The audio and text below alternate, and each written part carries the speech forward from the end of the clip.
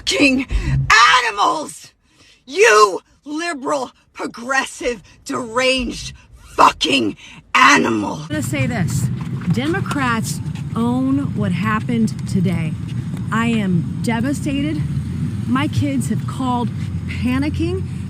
All the kids of every conservative in the country call panicking. Just because you speak your mind on an issue doesn't mean you get shot.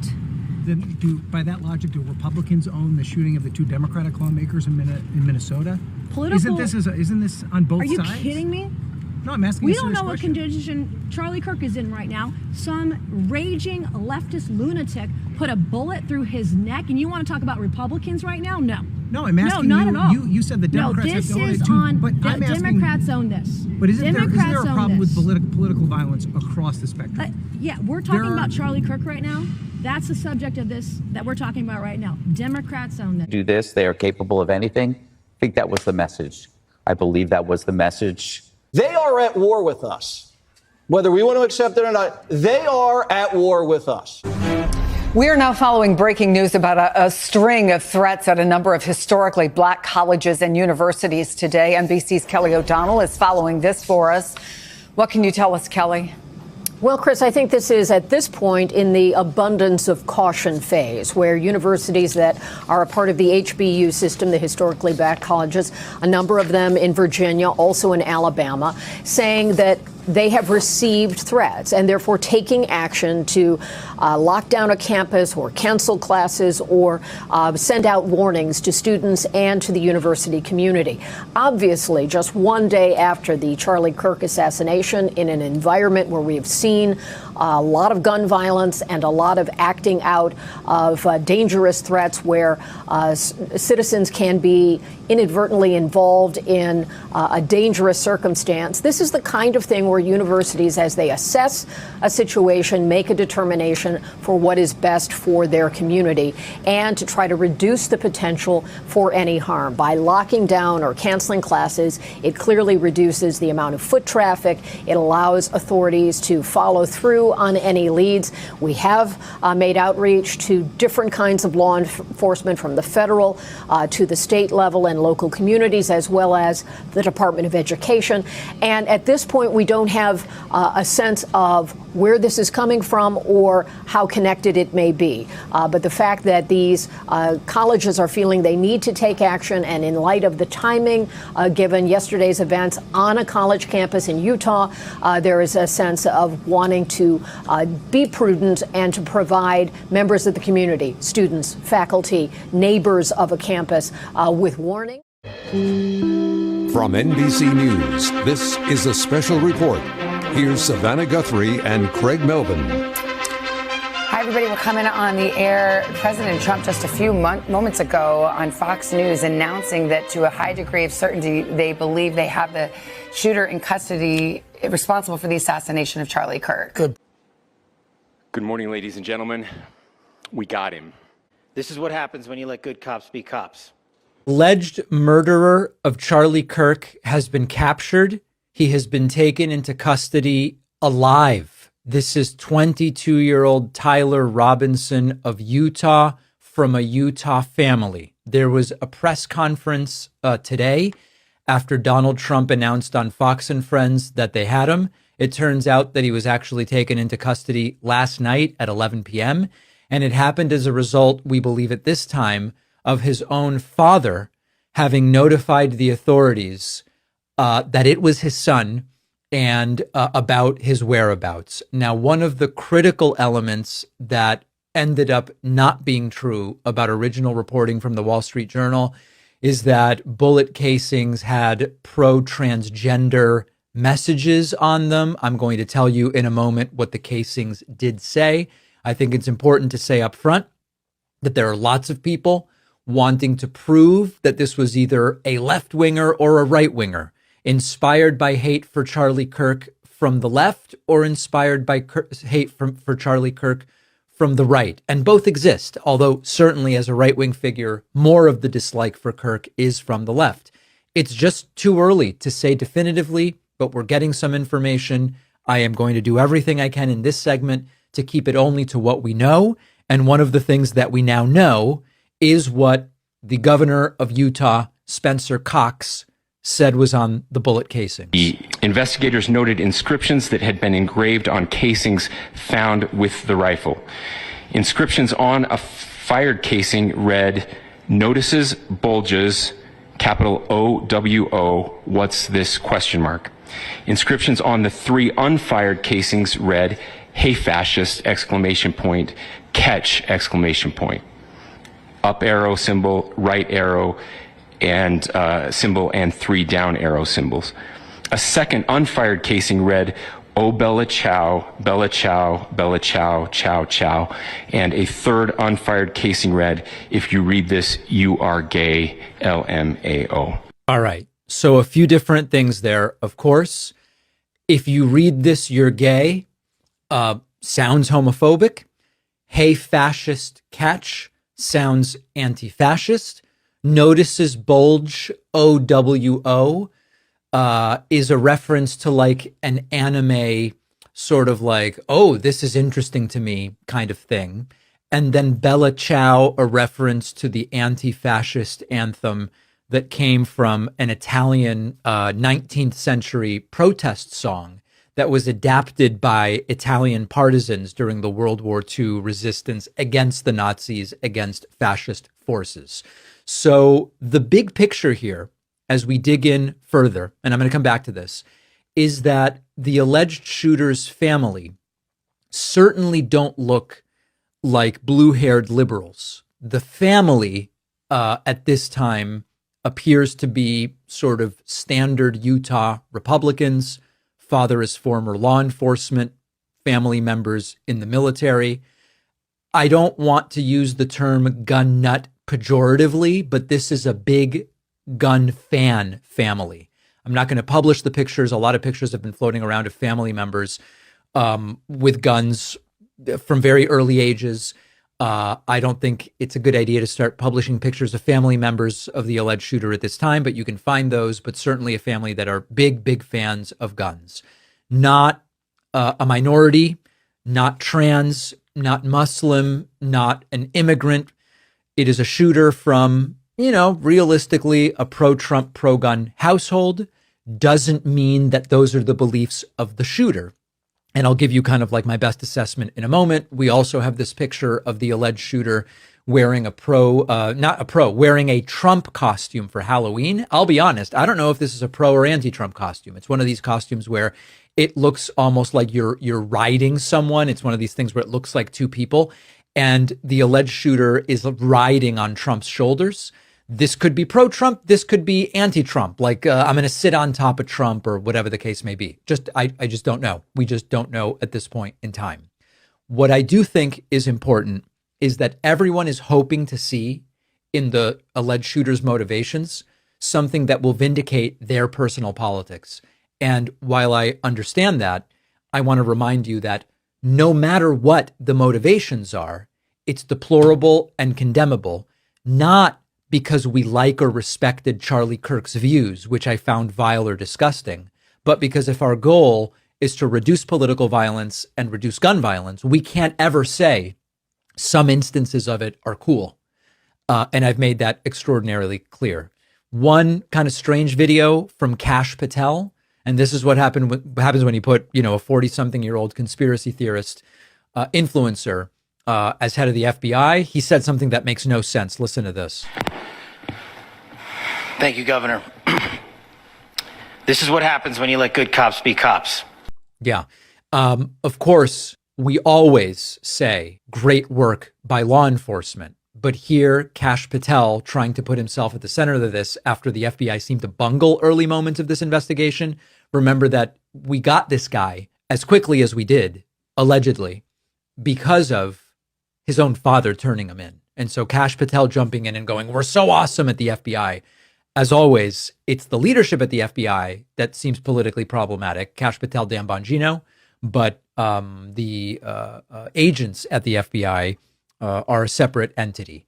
On balance, what's the most likely outcome here? I think this appears to be, based on everything that's been confirmed so far, there's a lot of unconfirmed stuff. Based on what's been confirmed, probably some kind of self-described anti-fascist from a Republican gun-loving family. The Charlie Kirk shooter is not trans. It's not an immigrant or a person of color or any of the premature labels that MAGA gave him before he was even arrested, before we even knew anything about him. But if you went to some of these MAGA influencer pages over the past 24 to 48 hours, you would have thought that they had him all figured out. You know, they were saying it's some blue-haired, crazy liberal who drives an electric vehicle everywhere or whatever crap that they were saying. But they had no idea, and we have no idea. To me, and I'm just speculating here, so take everything I'm saying with a grain of salt, it looks like a case of radicalization. This looks like a young man who grew up in a Republican family in a conservative state who had a lot of access to firearms, who found himself too deep in internet culture, going down those dark rabbit holes and becoming crazy and doing something tragic because of that insanity. I don't know if this is left-wing or right-wing radicalization. I genuinely don't know. We don't know. Nobody has any idea yet. Authorities have not said anything about it. But man, what a sad situation. And it's so frustrating to see people in this space, the political space, especially on the right, pretending to know everything about this guy and the motive. Come on, man.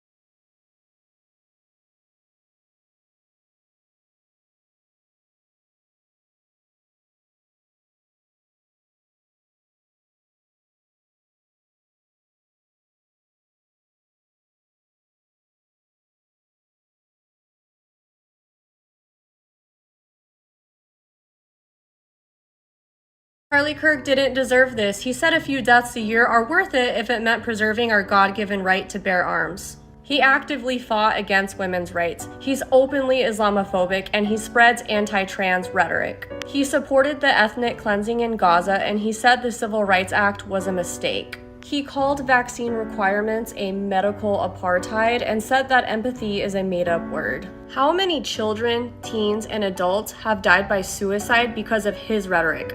How many school shootings did he excuse this year? How many women died because they couldn't get access to safe abortions? How many hate crimes happened because of him? Spare me the empathy because he didn't believe in it either. And let's be clear, the only people I have sympathy for are his kids, not his wife. She chose him. She stood by him, she supported him, and she co-signed everything he said and did. She laid in bed with that man knowing exactly who he was. The only people I will feel sorry for are his children. They didn't choose this, and now they have to grow up with the weight of his legacy. Someone said that his daughters didn't deserve to grow up without a dad. Well, they had a dad, and he openly said he would force his daughters to give birth if they were raped. I think they're actually better off without him. Black women leaders, he called Joy Reid, Michelle Obama, Ketanji Brown Jackson, Sheila Jackson Lee.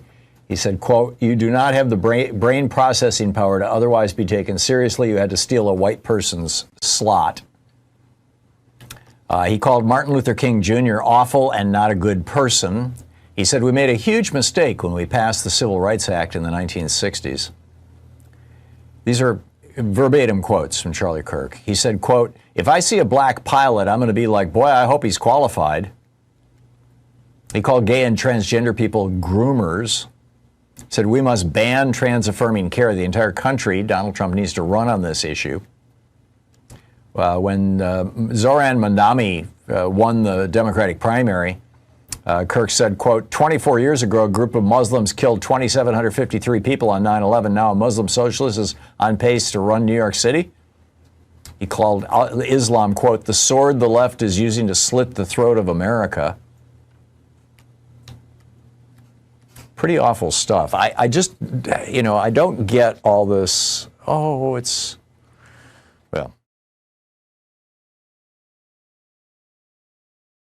Jay should immediately move to unseal all the Epstein documents in the Southern District of New York. Yeah. Everything. Everything except child sexual assault material. I think every file should be released to the public the same way as the JFK files. Let the American people decide. Because the American people deserve to have every Epstein file released with no redactions whatsoever, period. Right. And so yesterday, I don't want to comment because a lot of these people are my friends, but they got to make it right. And we, the American people, ran on transparency. We deserve to see the entire client list. Every document the government has regarding the Epstein files, we, the American people, should have on an easy to access website immediately in a very, very quick fashion. I'm pushing for that both privately and publicly, just so you know.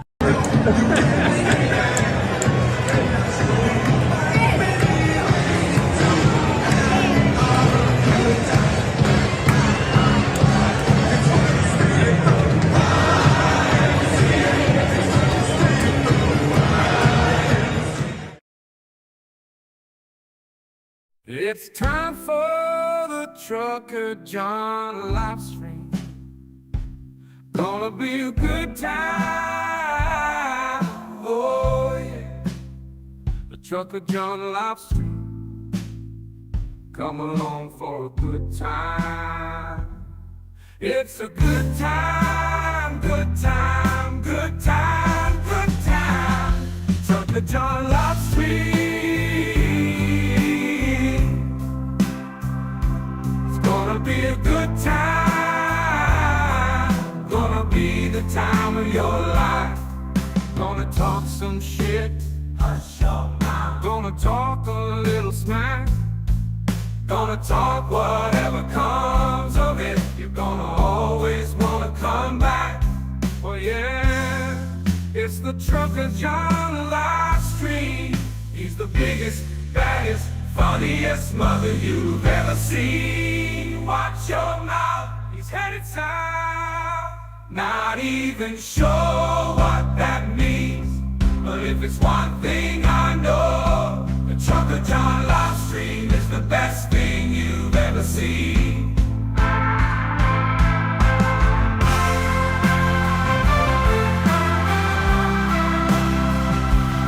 And now, ladies and gentlemen, the moment you've been waiting for.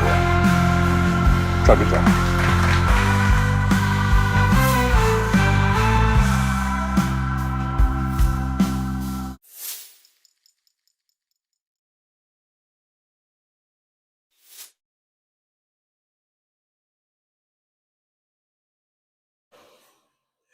Hello, hello, hello. Why are you guys so late? I've been waiting for you guys, and where were you? Where were you guys?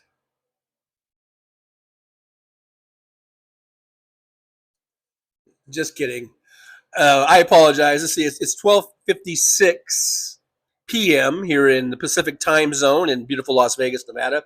We are sitting at a temperature of only 89 degrees. For being almost 1 o'clock in the afternoon, that's a bit frosty. Our high is only going to be 92 today here in Vegas. Anyhow, sorry for being on so late. First of all, I pushed the show back from 11 to noon because Hal Sparks, I always like to just follow Hal Sparks. He was doing, I don't know, Dean Abdallah or somebody, I forget who he was doing another show this morning. So his show was delayed. I thought his show was going to go all the way till noon, but he ended up stopping at around 11:30, I think. And then I was in the middle of editing that beautiful intro that you just saw. And as I was watching it just now, I was like, I was thinking, man, there's some stuff I should have cut or changed or whatever. Anyhow, I was in the middle of editing and I couldn't stop. You know, like I was like halfway through editing all that shit, and it was like after 12 already, and I was like, oh shit. And I'm using, you know, an editing, I just use the iMovie editing thing and on my phone, which is, it's nice, it's simple to use, but it's very slow and tedious. It's not like having a nice, you know, editing bay where you can really drop and drag and drop and trim really easy. It's kind of tedious, but anyhow, that's my story. I'm sticking to it. So sorry for being late, but you guys look like you were having a good time in the chat room here, amongst yourselves. Now, since I'm so late, I guess I'm not able to go back to the beginning. I didn't see who was first or second.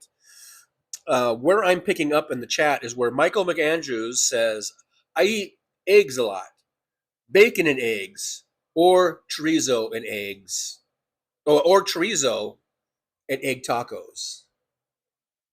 So just to give you guys an idea of where I'm starting in the chat. I don't know if that is reasonably early or not. I don't even know.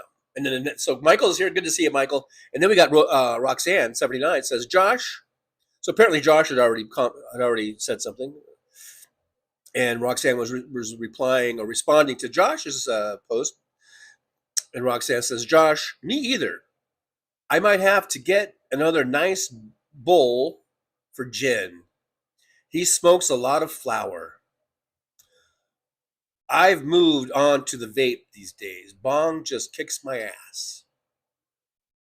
So that's where so you guys were talking about tacos and flour. I get is that what the kids are saying? Is that what the kids are calling pot these days? Are we not allowed to say pot anymore? Or weed?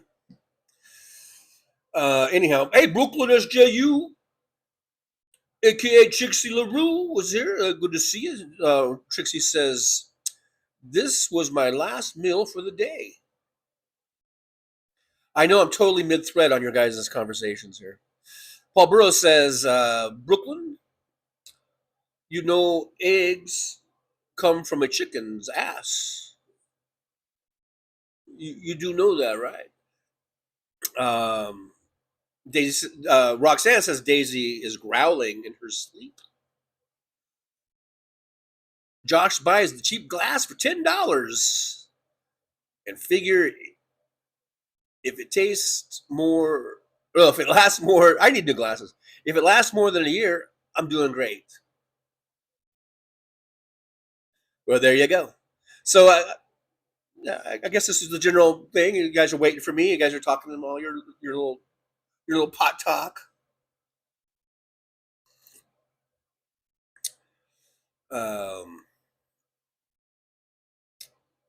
Damon Dog the Big Dog is here. Yeah, Damon Dog the Big Dog was here, or still hopefully is here. Says Josh, I've broken a lot of pieces over the years just taking photos. Wow. And I feel like my glasses are maybe smudged or something because I'm, for some reason,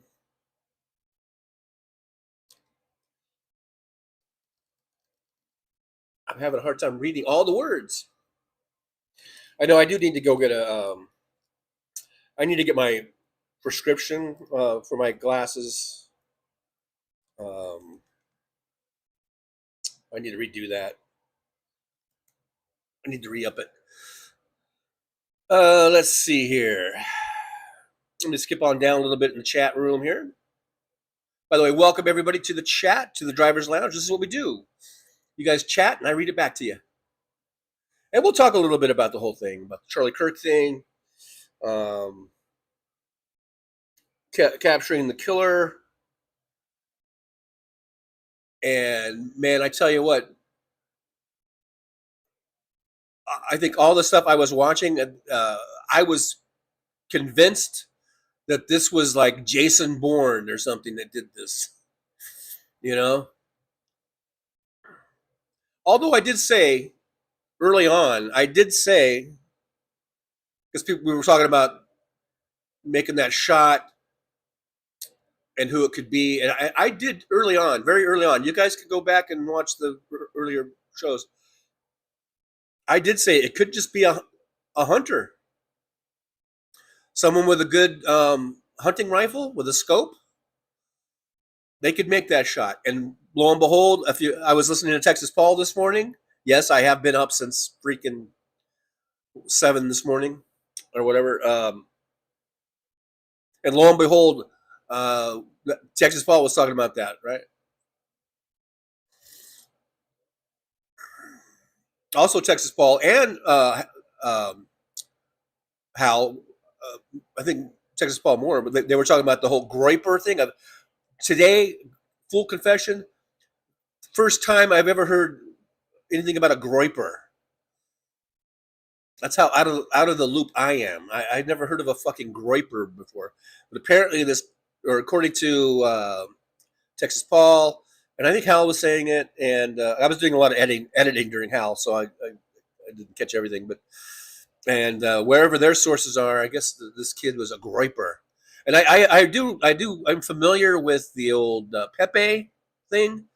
That's been around since, or at least I first heard of it, I think, during Trump's first election, or at least even the run-up. I think even before the 2016 election, there was all the Pepe memes and all that bullshit. Apparently, though, this guy, this shooter, 22 years old, was a Nick Fuentes fan and didn't appreciate Charlie Kirk, I guess, going against some things that Nick Fuentes was saying. I guess these were like rival. It's like these rival fucking maggots, because at the end of the day, they're all maggots. I think this was truly maggot on maggot crime. And I did see someone posted I forget who it was, AM or music or AM music or FM music. No, but was asking sort of, I guess, rhetorically or whatever. But so it's like, so does this mean that we're going to have someone from I guess from the Charlie Kirk camp, go after Nick Fuentes or whatever, kind of like the gang, gang wars or something. But I want to say let them fight like a big bag of rats, but I am not for, whenever I say that, I'm usually just talking about like arguing and verbally and shit like that. I'm not talking about violence, and I don't really want violence. I don't want to see it. There was a video I was going to post, and I didn't put it in there, about, I think it was in Idaho or something, and a big fight broke out in the street, like actual big fist fights breaking out over this shit.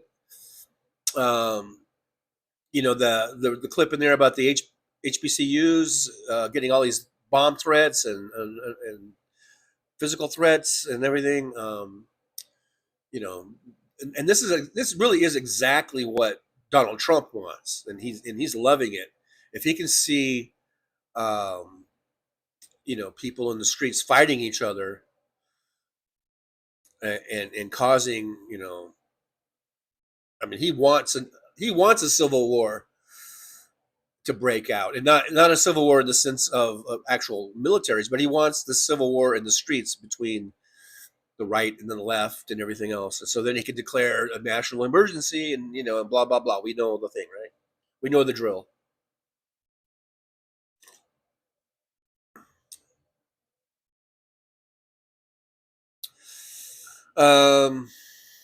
Okay, skipping on down. Brooklyn says, let's all yell, wake up, and TJ. I was awake. I've been awake since about 7 this morning. Maybe even a little earlier than that.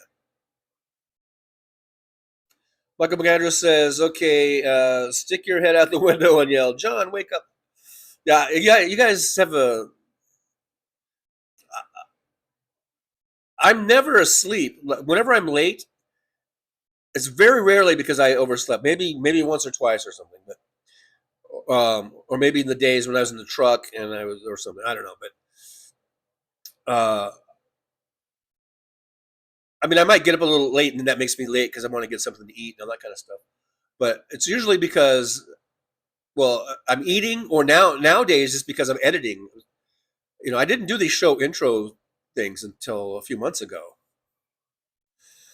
and I do try to wait. Like I could do it the night before or something, but I try to wait until the day of, because I'm trying to get like the latest stuff. Because sometimes, if I had made a video last night, then all this stuff about capturing the shooter wouldn't have been on there,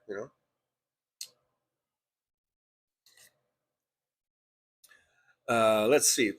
So yeah, we got Michael in there. Rosanna's here, not to be confused with Roxanne, which Roxanne79 accuses me of doing that, but I really don't. There's Rosanna. Thank you so much. Damon Dog. is here. Watch PTL. Whenever you say watch PTL, I always think of the old PTL club with Jim and Tammy Faye Baker, I think, wasn't it? But I know it's something else. And I really don't appreciate. No, that's okay. You know, promoting other shows on my show, other than the ones that I really care about, which is Hal Sparks and Liberal Dan are my two faves. Anyhow,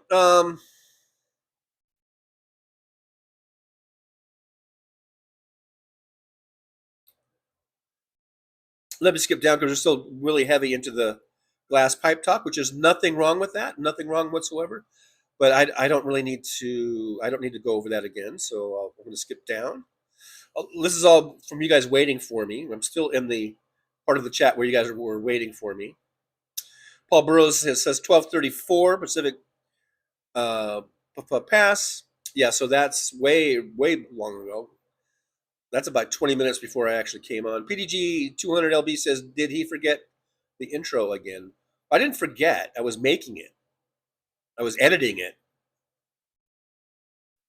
It's just it's a long, tedious thing because the way I do it, I gather the clips and then I put them in my my iMovie Maker thing, and then they're kind of in different order, or I want to rearrange the order. I got to trim them down.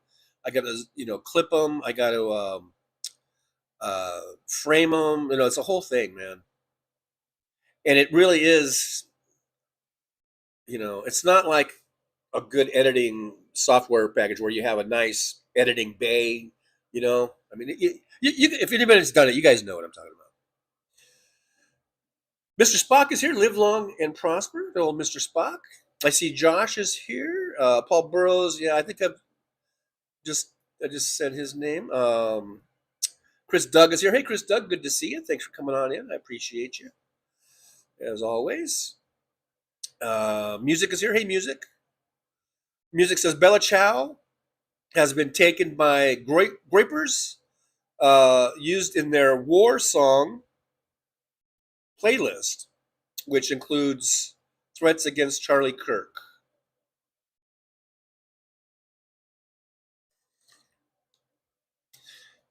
It still amazes me, though. I mean, I know people commit murders since Cain and Abel, right? But it still amazes me how people can take a gun and go and murder someone, especially when,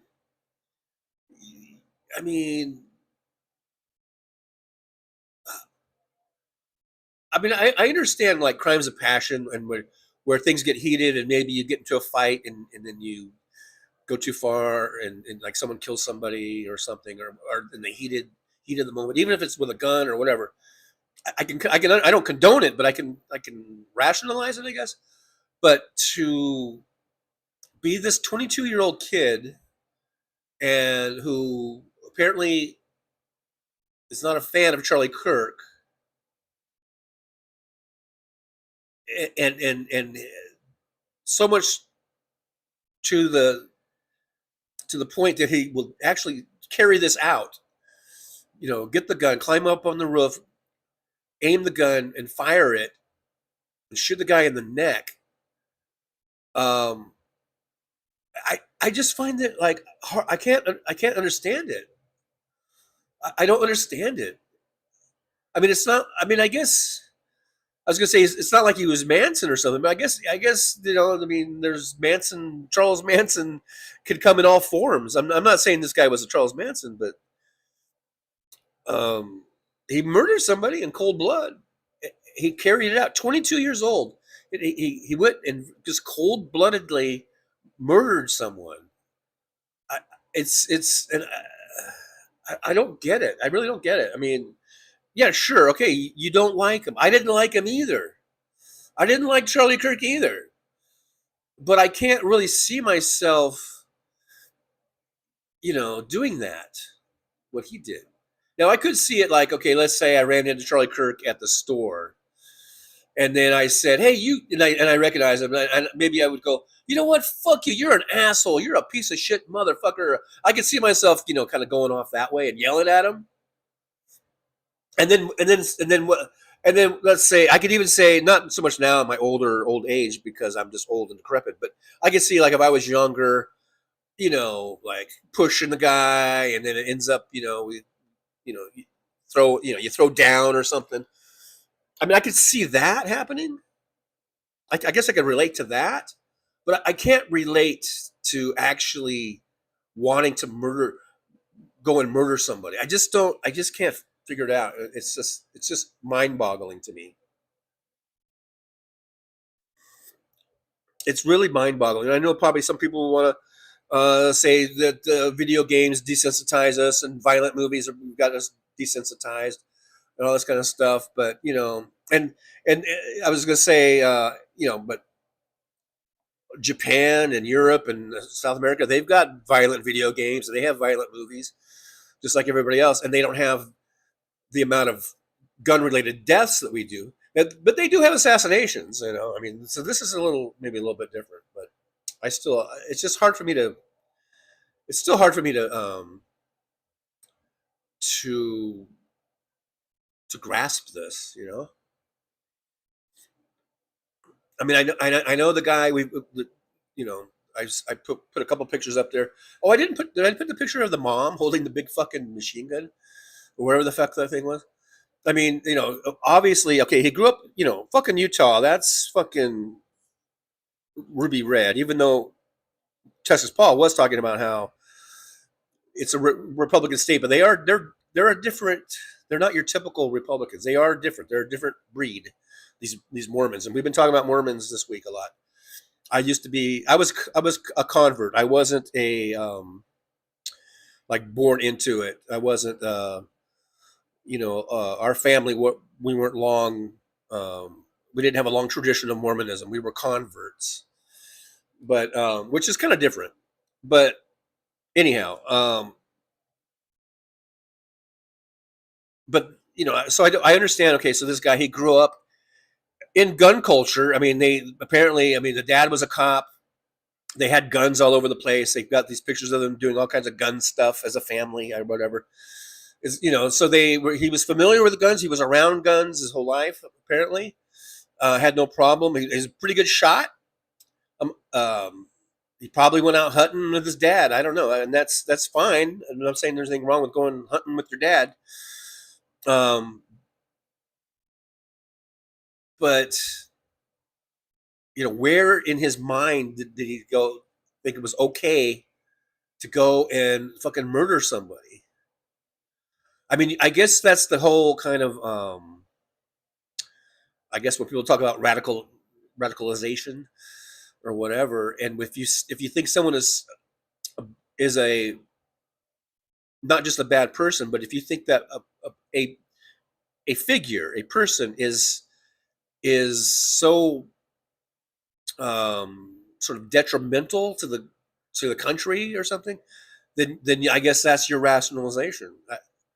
Because then people will say, if you had the opportunity to kill Hitler, let's say before the Holocaust or any time during the Holocaust or whenever you could, but if you had the opportunity to just go up and murder Hitler, would you do it? And I think most people say, yeah, I would. Fucking, of course, I would do that because Hitler was awful, and so and not just awful, but I mean he was murdering people all over the fucking place, right? Millions and millions. Not only the Jews, he was murdering millions and millions of people, and he wanted to take over the world. So almost anyone who says that, yeah, if I had the opportunity to kill Hitler, almost everyone who says that I think feels justified in saying in their answer, which would be probably 99% of the time is going to be yes.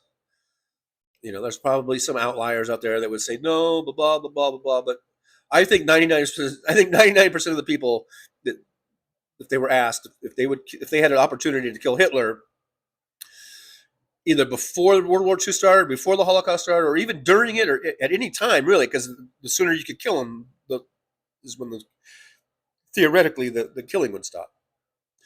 And I think 99% of the people will say yeah. So I got to think that to put my feet in this guy's shoes, this kid, this 22-year-old, I got to think that he had to think that Charlie Kirk was, maybe not Hitler, but was someone who was really bad for the country. I don't know. I guess hopefully we'll find out. He's alive. He's in custody. I have a feeling, though. My hopes always get dashed when I want to hear the MO, or I want to hear the reason. Not the MO, but I want the motive. And then it usually comes out with some sorry ass bullshit. So I don't know. But the fact of the matter is, they caught him, and really with no. You saw the press conference with the fucking Cox, the Utah governor, who is apparently was a total fanboy of Charlie Kirk, and with Kash Patel, and they're just, they're making it sound like they did such a great job. The dude turned himself in, and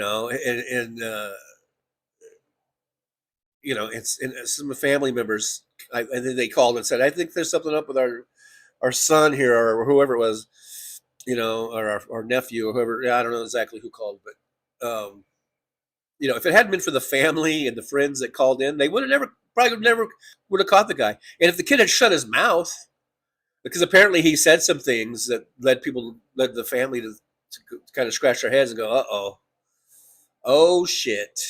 But if the kid had just shut his fucking mouth.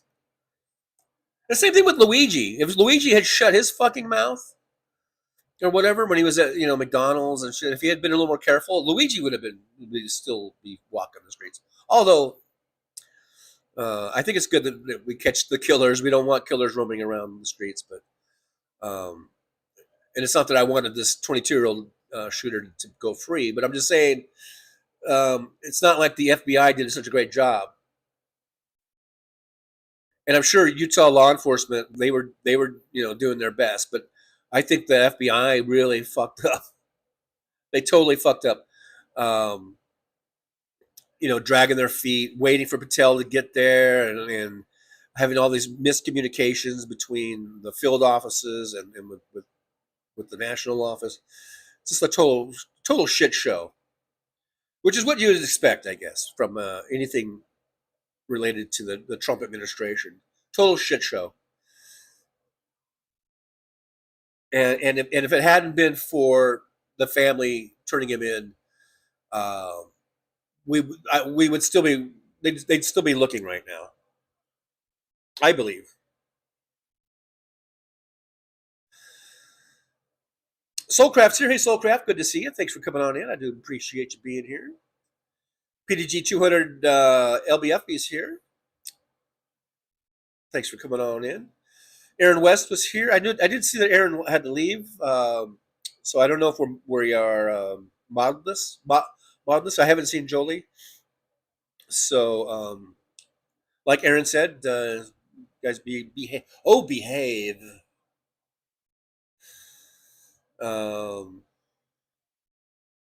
Steven Sayers says, so I can't be in the left because this Kirk thing doesn't bother me. I don't know. Was that in reference to something maybe Pacman was saying or something? I don't know. But here's the deal. As far as Charlie Kirk being dead, I don't really give a fuck. And the guy, I'm just honoring his wishes. He said empathy doesn't exist or whatever, right? So I'm not going to empathize with his family and maybe with his kids and stuff, but I'm not going to sympathize for sure. I don't give a fuck. And like the girl in one of the last clips there said, maybe his kids are better off without him. And the reason that's really the only reason I kept that clip in is because that's exactly what I was saying with thinking about his kids. Because and on Facebook, I got a lot of right-wing, apparently, friends and family on Facebook, and they're posting all this shit about Charlie Kirk, and it all is glowing, and it's all showing him in such a positive light, and most of it shows him like at church or someone asking about his faith, and he's like, and so they just love the fact that he's like saying that he's a Christian and, that he,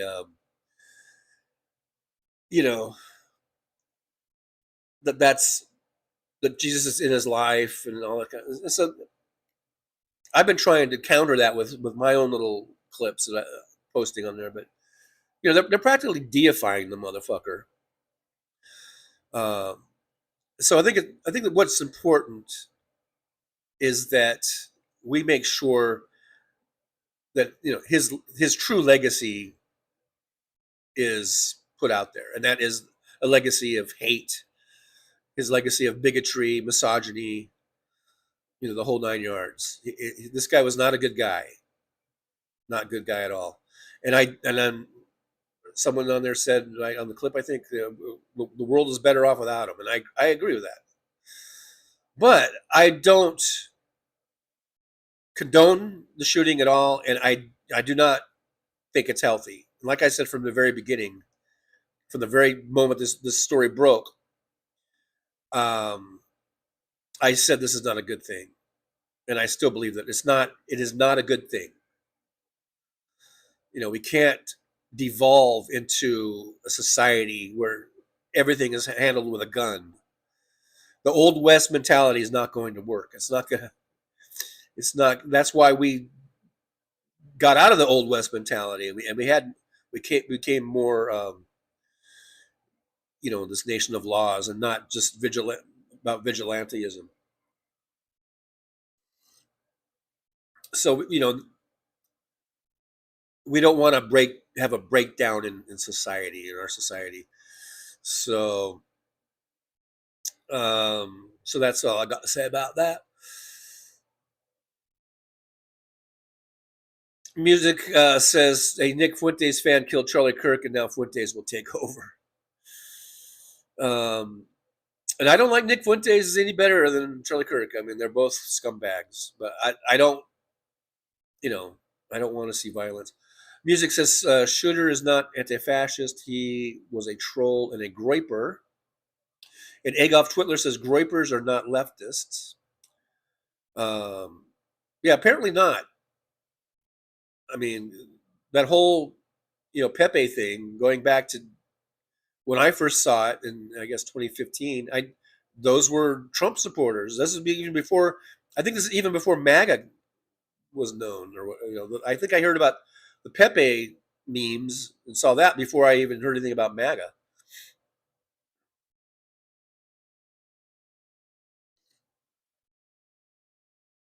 Eggoff Twitler says they really needed the guy to be a Democrat. Foiled again. Yeah, they were so hoping. We saw the Nancy Mace clip there, and Jesse Waters and Greg Gutfeld is on my clip, and then there's other ones I'm sure that were around. Even Trump himself. I should have put that. I think Trump came out and was already blaming Democrats blaming Democrats for the rhetoric that caused this and all this kind of shit, Meanwhile, and then there's an example of Trump, his rhetoric, just fomenting lots of violence, including Jan 6. So Kraft says, I guarantee he was an Alex Jones fan. PDG 200 LBFB says, I remember when liberal was not a bad word. I'm a proud liberal. I'm a proud Democrat, lifelong Democrat. And I'll go ahead and I'm not really into the other labels, but I've never been really ashamed to call myself or a liberal or a progressive. I think I'm both, even though I guess people make a distinction. But I've always thought I was both, or all three: Democrat, liberal, and progressive. Can you be all three? Is that legal? They're not legal, but is that possible? I've always thought of myself as really being all three of those things. I don't know.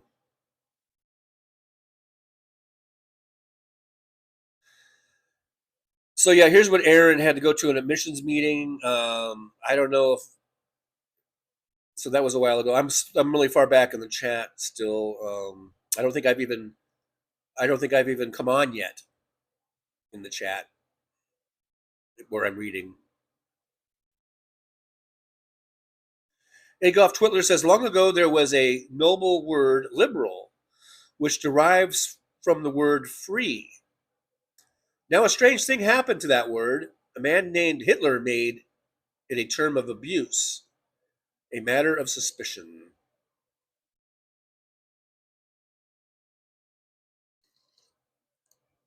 Wow, that's heavy, man. Oh, Adolf Hitler continues, because those who were not with him were against him, and liberals had no use for Hitler. And then another man named McCarthy cast the same opprobrium on the word. Wow, opprobrium. You guys always teach me some. I don't even know what opprobrium means, although I could probably, figure it out. But I don't think I've ever heard that word before. Opprobrium. Man, that's awesome. Opprobrium. Adolf Hitler says we must cherish and honor the word free, or it will cease to apply to us. And that whole thing was a quote from Eleanor Roosevelt. So I guess we can thank Eleanor Roosevelt for the word opprobrium, for introducing that word to me today. Music says no Kirk fans will see this guy as a groiper, nearly impossible. They will think it was anyone but Antifa.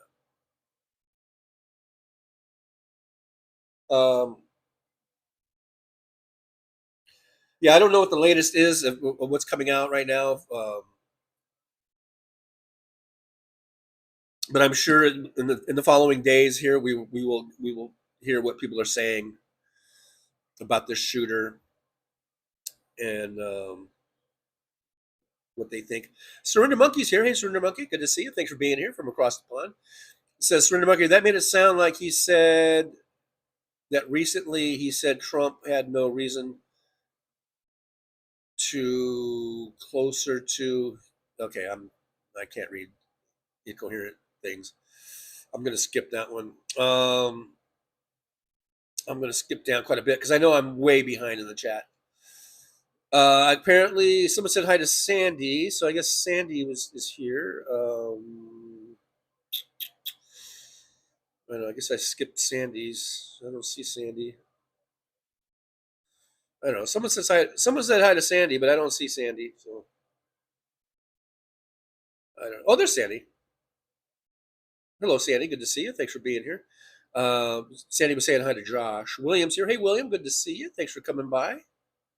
Thanks for dropping on in.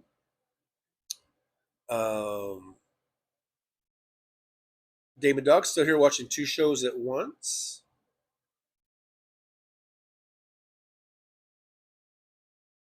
Sandy Foltz, the guy got caught that killed Charlie Kirk. Yeah, we know, Sandy. We know. That's all we've been talking about the whole time. Thanks for the update. Thanks for letting us know. No, I'm just kidding. I'm just kidding with you. When you come in late, you don't know what we were talking about. So,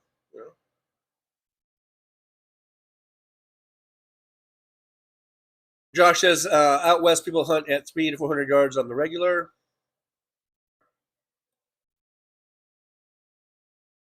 MJ Daniel, real snipers don't use ARs or weapons like that. They use something that looks more like a hunting rifle. I think that's what the guy used. It was a single bolt 30-06. The bolt action. Oh, look at there. I'm just now getting to Michael Andrews, a $10 super chat. Thank you so much.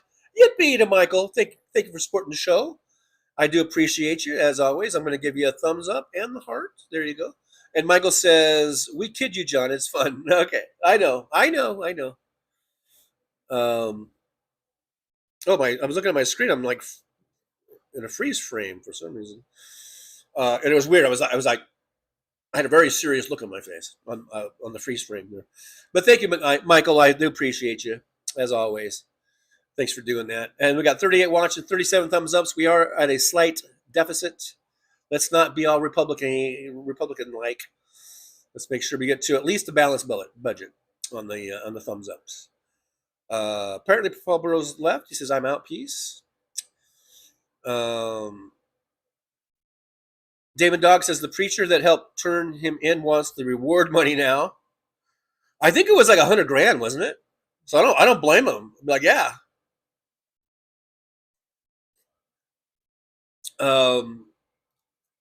Shit, yeah, I'll take 100 G's for turning in that fucking, the kid's a shitbag. I think, and, to go and just murder in cold blood, murder Charlie Kirk. I think you're a shitbag. And let's be perfectly clear about that. I don't mean to sound like I'm somehow sympathetic or to the shooter or anything like that. I think you're a shitbag. And Cox, the governor, has said that they're going to be pushing for the death penalty. So you know what, son? You may be frying your ass. Now they used to have a fucking firing squad, and not too long ago. I think they've done away with it since, but I think as early as the 1970s, I think they had the fucking firing squad. Maybe even later. Maybe it was even later. Maybe the 80s or something. I remember they executed this dude that murdered. I think he murdered a couple people at a gas station or something, and they fucking executed him with a firing squad in Utah. I don't think they do that anymore. I don't know if it's lethal injection. It's probably lethal injection, but hey, kid, you better spend as much time with your family and on visitation days as you can, because you may not be long for this world either. And again, just as much as I don't really care about Charlie Kirk, I don't really care about this kid. Because he's 22. He's not like he's 12, and or it's not like he was still in high school. He's 22 years old. If they execute him, I will not. I won't shed a tear for him either.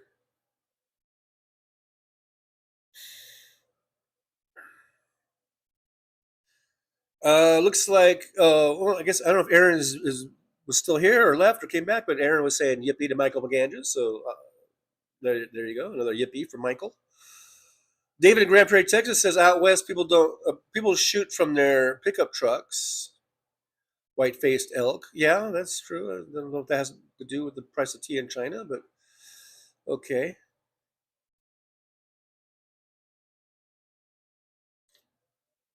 Stephen Sayers and the right wingers are the ones calling for civil war. Yeah, I don't think I haven't heard anything from the left saying that. Of course.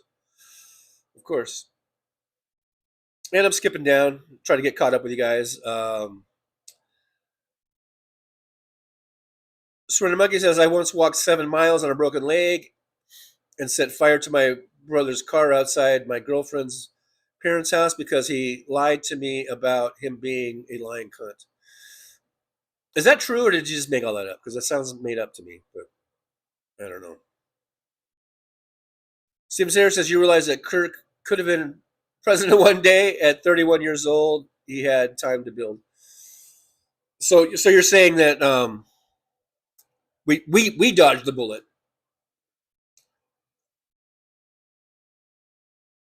Well, guess we'll never know. MJ Daniel says, fucking Patel calling him brother, I wanted to puke. Yeah, Kash Patel is such a fucking pathetic loser.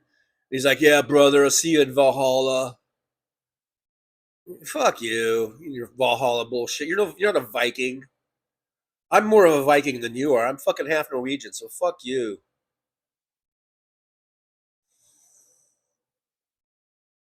MJ Daniel, he used his last moments shitting on black people, from what I heard.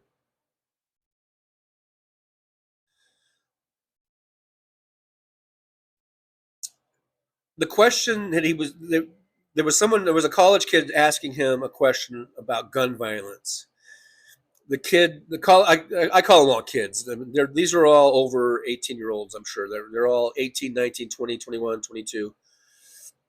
anyhow, this college guy was asking him about mass shootings, and I think he said, "So how many trans people are responsible for mass shootings?"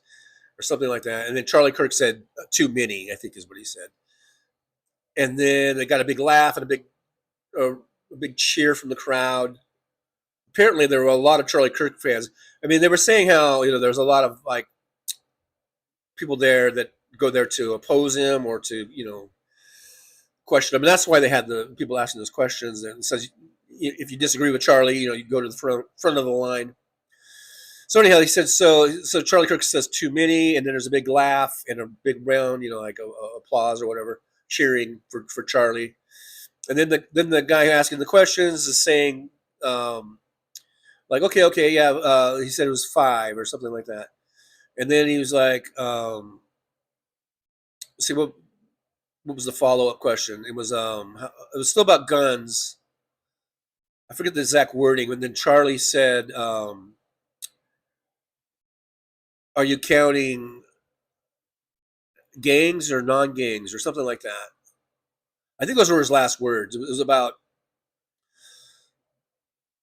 because the guy asking the question was trying to talk about gun violence in America, and I'm sure what he was getting to is that 98% of them are committed by white males, But anyhow, so Charlie's trying to be cute, and he says, like, gangs are not gangs or something like that.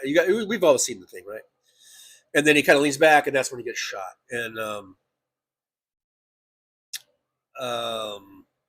don't know why, because I read something. I was from a comment I read that got me on that tangent, and I don't know why. I don't know what I read.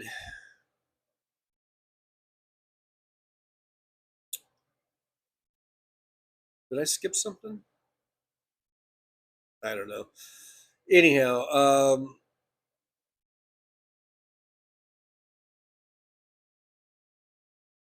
I don't know. I don't remember. I don't see what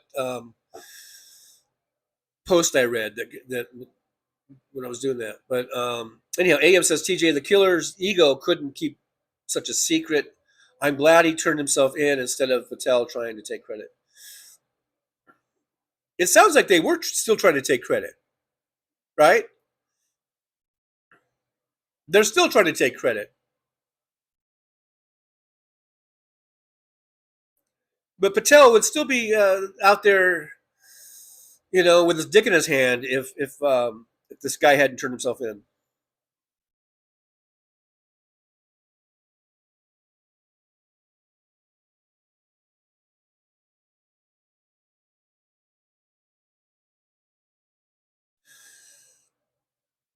Yeah, I'm mid-thread on so many of these comments, so it's hard for me to respond.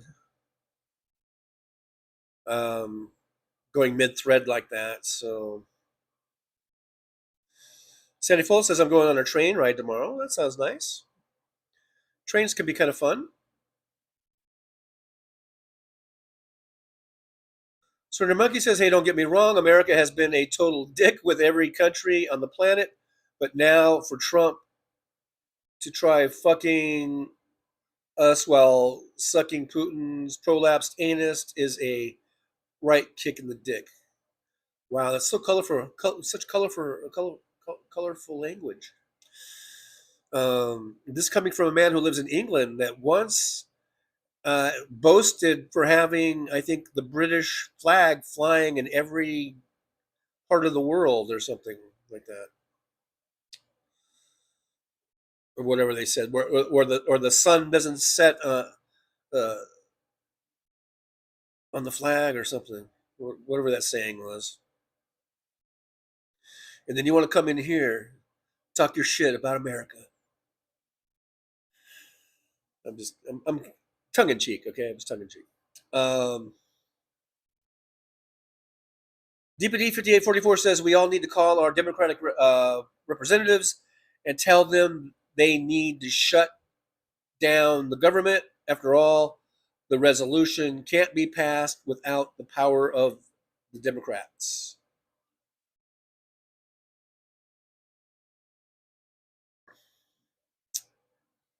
And to all the Social Security recipients, I guess you're fucked. I guess fuck all the Social Security recipients. We'll just shut down the government and say fuck you to those guys. Catherine Real Talks here says, hi, everyone. Hi, TJ. So did the preacher turn the kid in because it's the right thing to do or just wanted the money more? See, this is kind of the first I'm hearing of the preacher. I heard it was his dad. I heard it was him and his dad came in and the kid turned himself in. Maybe the preacher made a phone call? Was one of the ones on the phone call? Or something? But I guess I'm a little cloudy on all the details of exactly who turned whom in and all that kind of stuff.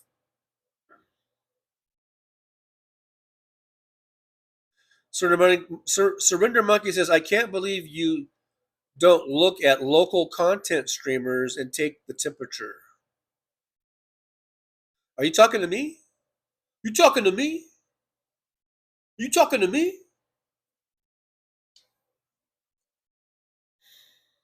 I can't believe that you have the gall to criticize America when the British Empire was worse at one point. Where do you think we learned it from? Where did you think we learned all that imperialism from? We learned it from you guys. Terrence Bunce is here. Terrence, good to see you. Terrence says, Brad Sigmund, SC man? Or South Carolina? Brad Sigmund, is it South Carolina man convicted of double homicide was put to death by firing squad in March 2025. What? In America? Like 4 months ago or whatever? I didn't hear about that.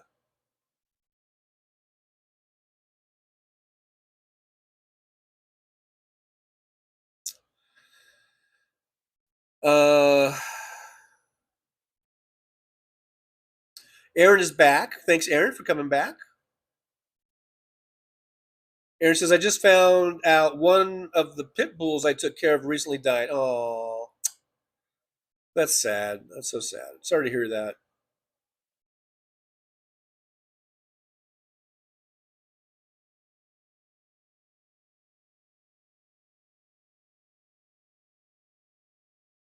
Yakety Smack is here. Yakety says, MAGA at war with themselves over MAGA chud shit.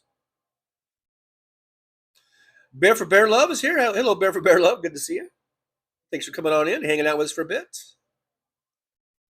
Thanks for hanging out. Bear for Bear Love, his last word was violence.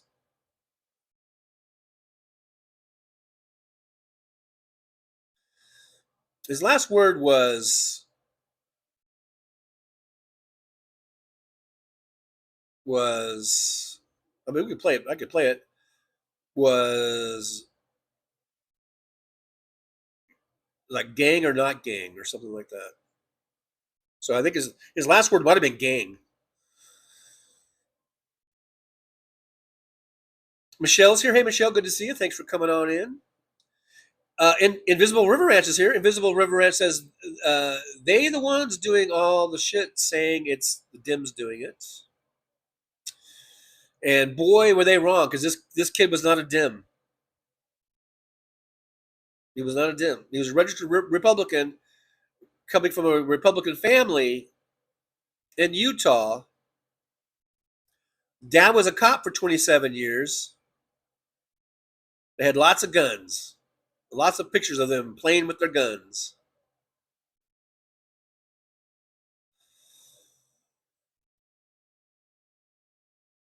Bear for Bear Love says, you don't think Cash Googly Eyes Patel is leading the FBI? Well,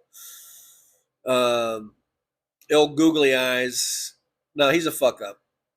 Yeah, he's a total fuck up. Hey, Jillip the Bass is here. Good to see it. Jim Bay says, Sugar John, good luck this weekend. TJ, big Giants Dodgers series by the Bay. Let's hope for a well-played series, good baseball, and no fan buffoonery. They said, go Giants. Yeah, I'm hoping for a sweep for the Dodgers, a sweep. The hated ones, as I like to call them. All right, just skipping on down because I know I'm really behind. Bethany S. Arbaugh is here. Bethany, good to see you. Thanks for jumping on in to the old driver's lounge.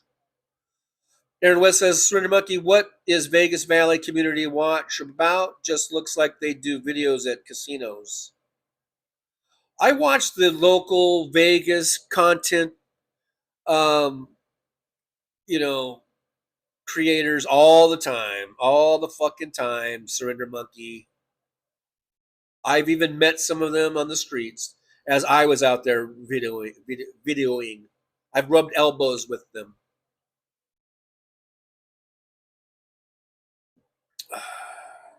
I don't know what your point is.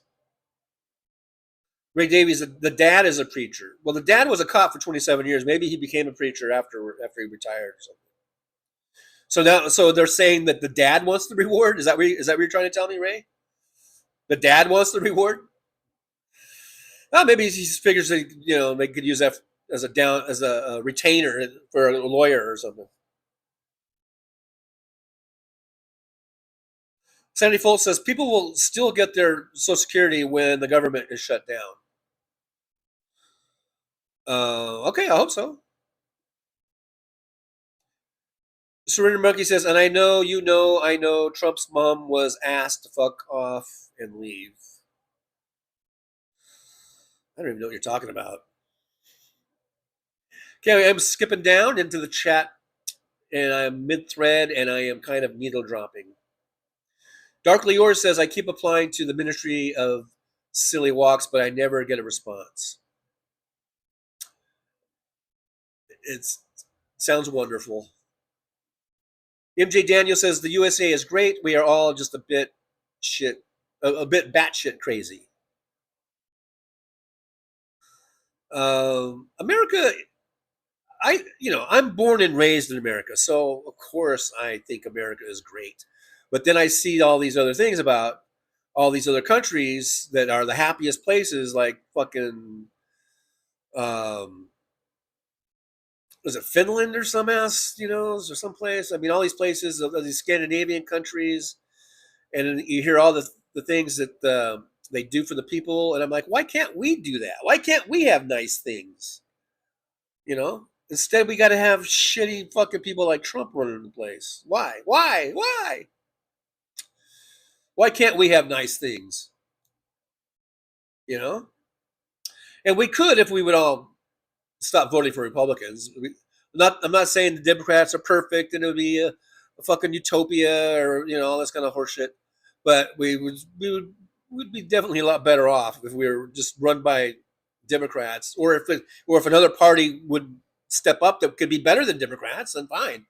But right now, I think at least within my lifetime, the Democratic Party has been certainly the better of the two major parties.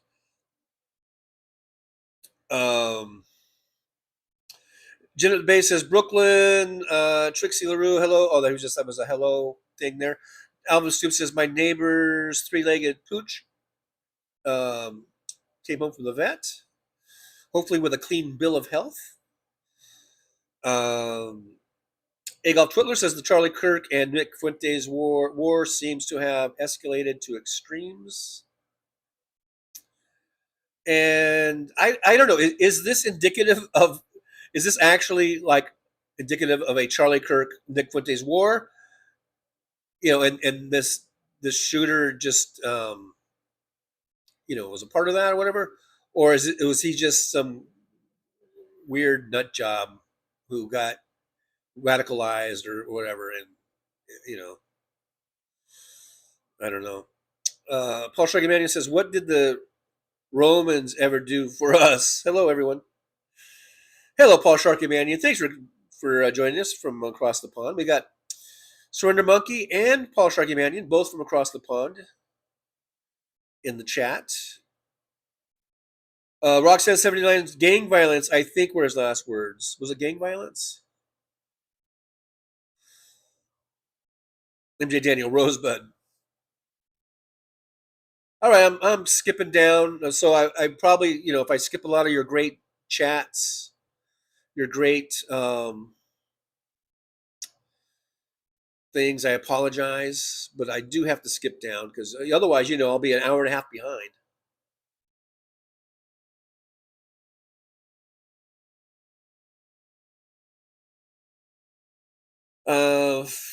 Catherine Real Health Talk says, with all the horrible thing Kirk advocated for, he'll have to watch from the other side of the veil. If his wife advocated for the same crap, then God help his son and daughter, especially daughter. Yeah, who knows what's going to happen. My initial thoughts were, yeah, it's sad they lost the dad, but then I very quickly, pivoted to they're probably better off. Those kids are probably better off without Charlie Kirk in their lives. Now it depends on, who the mom ends up remarrying. She'll probably, if she has this type of taste, this history, she might, who knows, she might marry another fucking Charlie Kirk, asshole. So anyway, it's not for me to decide, I guess. Paul Sharkymania says, turns out I'm more Irish than I thought. My mom's grandmother was Irish. It makes me 3/4 Irish. My mom always told me that I'm half Norwegian and half Irish, but then she would say all the other stuff I have. So, but she goes, but you also have French and German and Native American, and I think I might have been it. So I'm not completely half of it. I might be half Norwegian, but I don't think I'm half Irish. But who knows? Maybe I'm quarter Irish or something.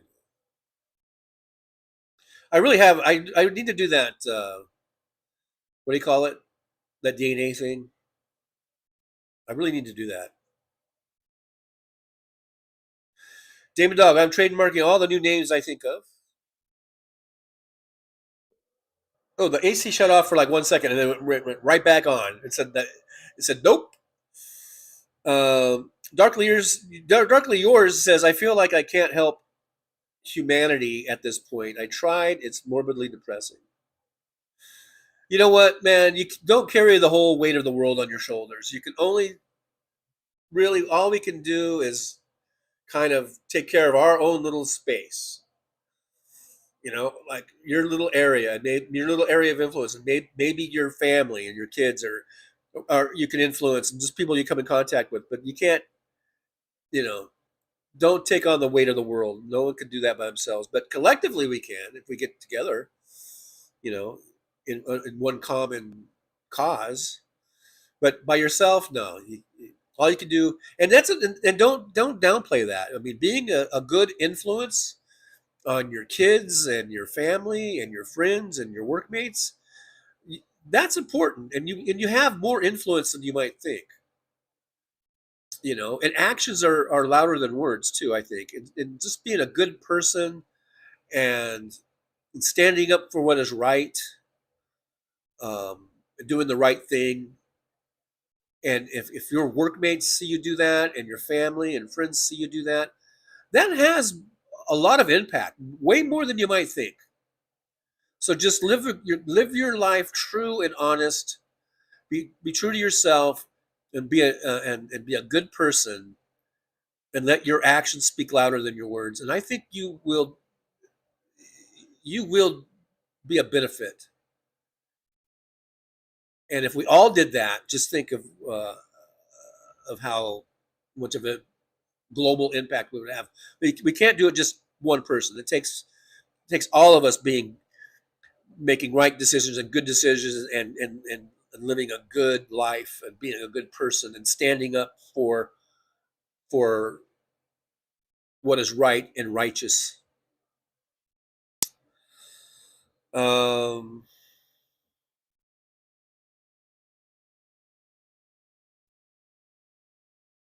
Josh says, Sandy, be nice to Jen. He's a harmless regular. Are we doing this again? I skipped down. I don't know.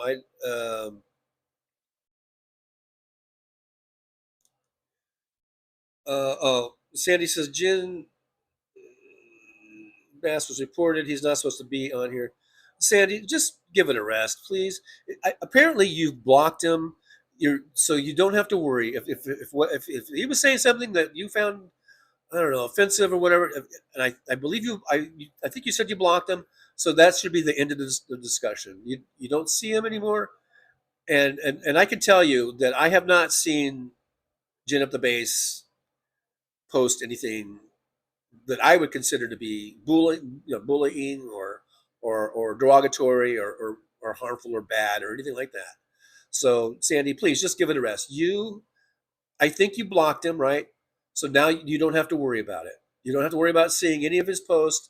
And if Jen did post something really, inappropriate, either Jolie or Aaron or I would get on him about it, and we would give him a warning probably, and a timeout, and all that kind of stuff. And if it kept going and going and everything, then eventually we would block him. But I have not seen any of that. I know Jen and I kind of get into little things, but that's just because we're idiots, and we sometimes, or maybe I'm just the idiot, and so sometimes I get maybe upset about something. I don't know, but that's between me and Jen, and it's not. And I've never taken it to be anything worthy of, kicking him out or anything like that. So let's just give it a rest. You blocked him. You don't have to see him.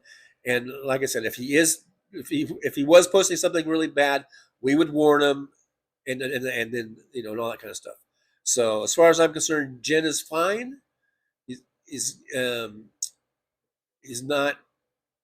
We don't kick out very many people. I've only kicked out maybe one or two people, and that's for being really, really,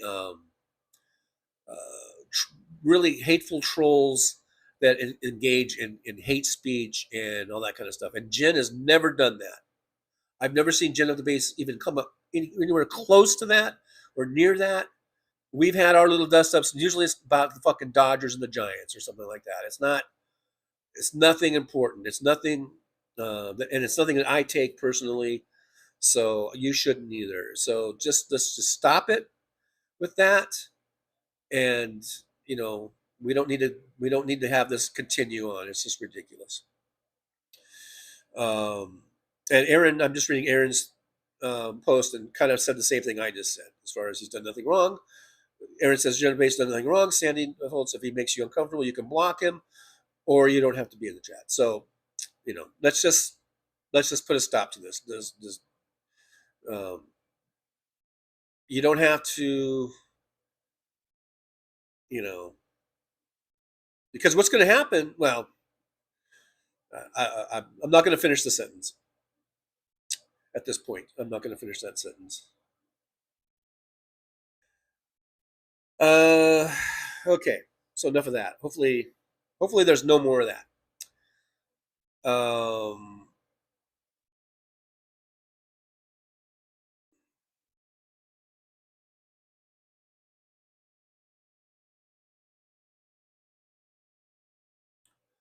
Surrender Monkey says, Aaron West, I trust you. Okay, so no arrest warrant for a guy named Joey connected to VVCW. They are a hate group of Christian fundamentalists, and he was jailed for it. I haven't heard that. I don't know. I'm not familiar with that. Caleb Guillory's here. Hey, Caleb, good to see you. Caleb says Laura Loomer had been calling Kirk a traitor. It's her fault. This guy is a Republican Trumper. So Laura Loomer, yeah. It's her rhetoric that got him killed. Not ours. Ruben Michael says Charlie Kirk was a mini Rush Limbaugh. Caleb Guillory says Kirk said gays should be stoned to death. Yeah, he said a lot of horrible things. And my family and friends on Facebook, a lot of them, several of them, not all of them, but a few of them, are posting things that just put Charlie Kirk in the grandest of light. That he's just this good Christian man, and he loved his kids, which I'm sure he loved his kids. I'm sure he did. And I'm sure he claimed to be a Christian. I don't know what Bible he was reading. I don't recall Jesus ever saying to hate anyone. In fact, Jesus was the opposite. Jesus said to love your neighbor. Didn't he say to love your enemy too? Didn't Jesus say to love your enemy? He said to turn the other cheek, all this kind of stuff. So I don't know what Bible Charlie was reading, or even if he even read the Bible, but he did claim to be a Christian.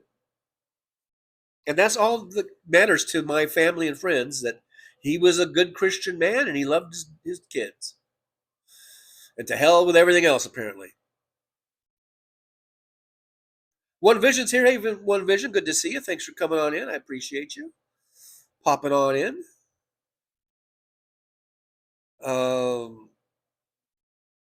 Mr. Spock, I thought it was ghetto violence. I don't know what that's. I might be misread there. I don't know what that was about. Josh says, I'm glad the kids are too young to remember much of this. They probably won't remember any of this, but they will be seeing. I mean, the internet is forever. And as they get older and they start going on the internet, and then stuff might pop up. And, I'm sure. But they're not going to actually remember any of this, I don't think. Because the youngest one had just turned 1, so he's not going to remember anything. The little girl, I think, is only, well, she might remember a little bit. I don't know. But she doesn't know what's going on. She has no idea, really. She's like, is she 3? Not even 3? But they're very young and very, so that's a good thing. I think that's a good thing, because I can remember being like 6. This might make me sound incredibly stupid 6-year-old.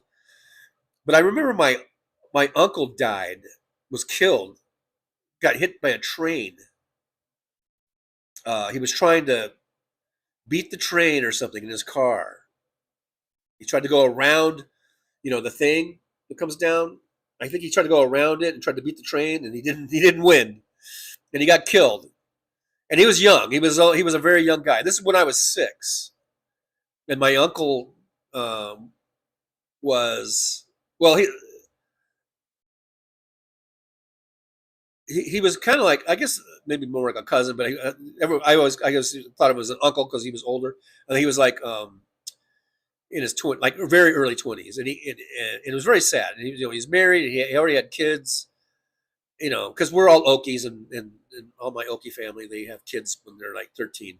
Anyhow, I digress. But yeah, so I remember we had to go all the way back to Missouri, I think, for his funeral. And I think I was 6. And everyone was crying. Like everybody was crying. Like all the aunts and uncles and my mom.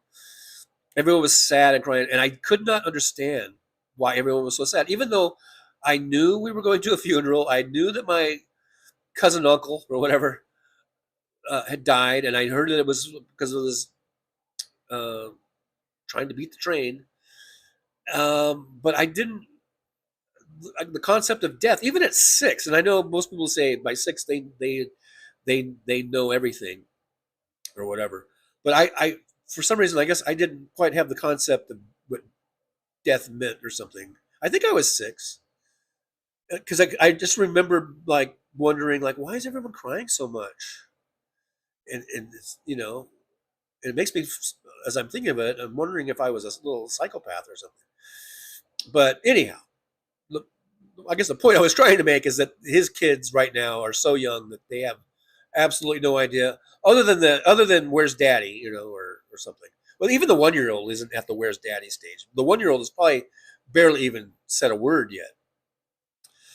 The other one, who's either 2 or 3, is probably, that's going to be, has no idea like what happened, what's going on, but it still just knows that daddy's not around anymore. So that's, yeah, it's sad. It's sad. Very, very sad.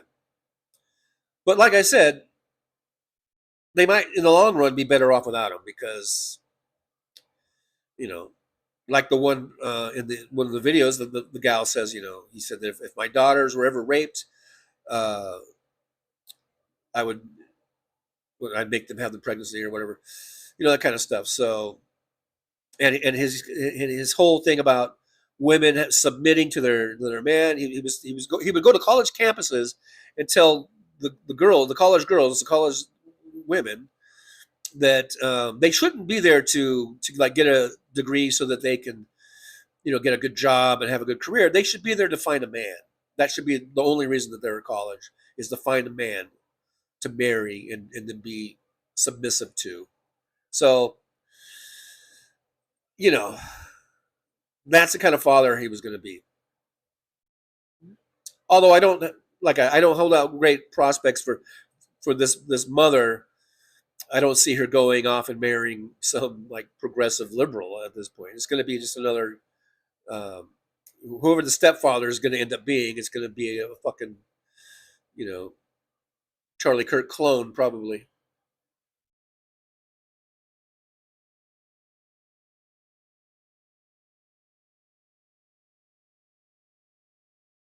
Surrender Monkey says, I'm not saying I mind. I'm saying you should very much mind. He's there with you talking shit to dickheads.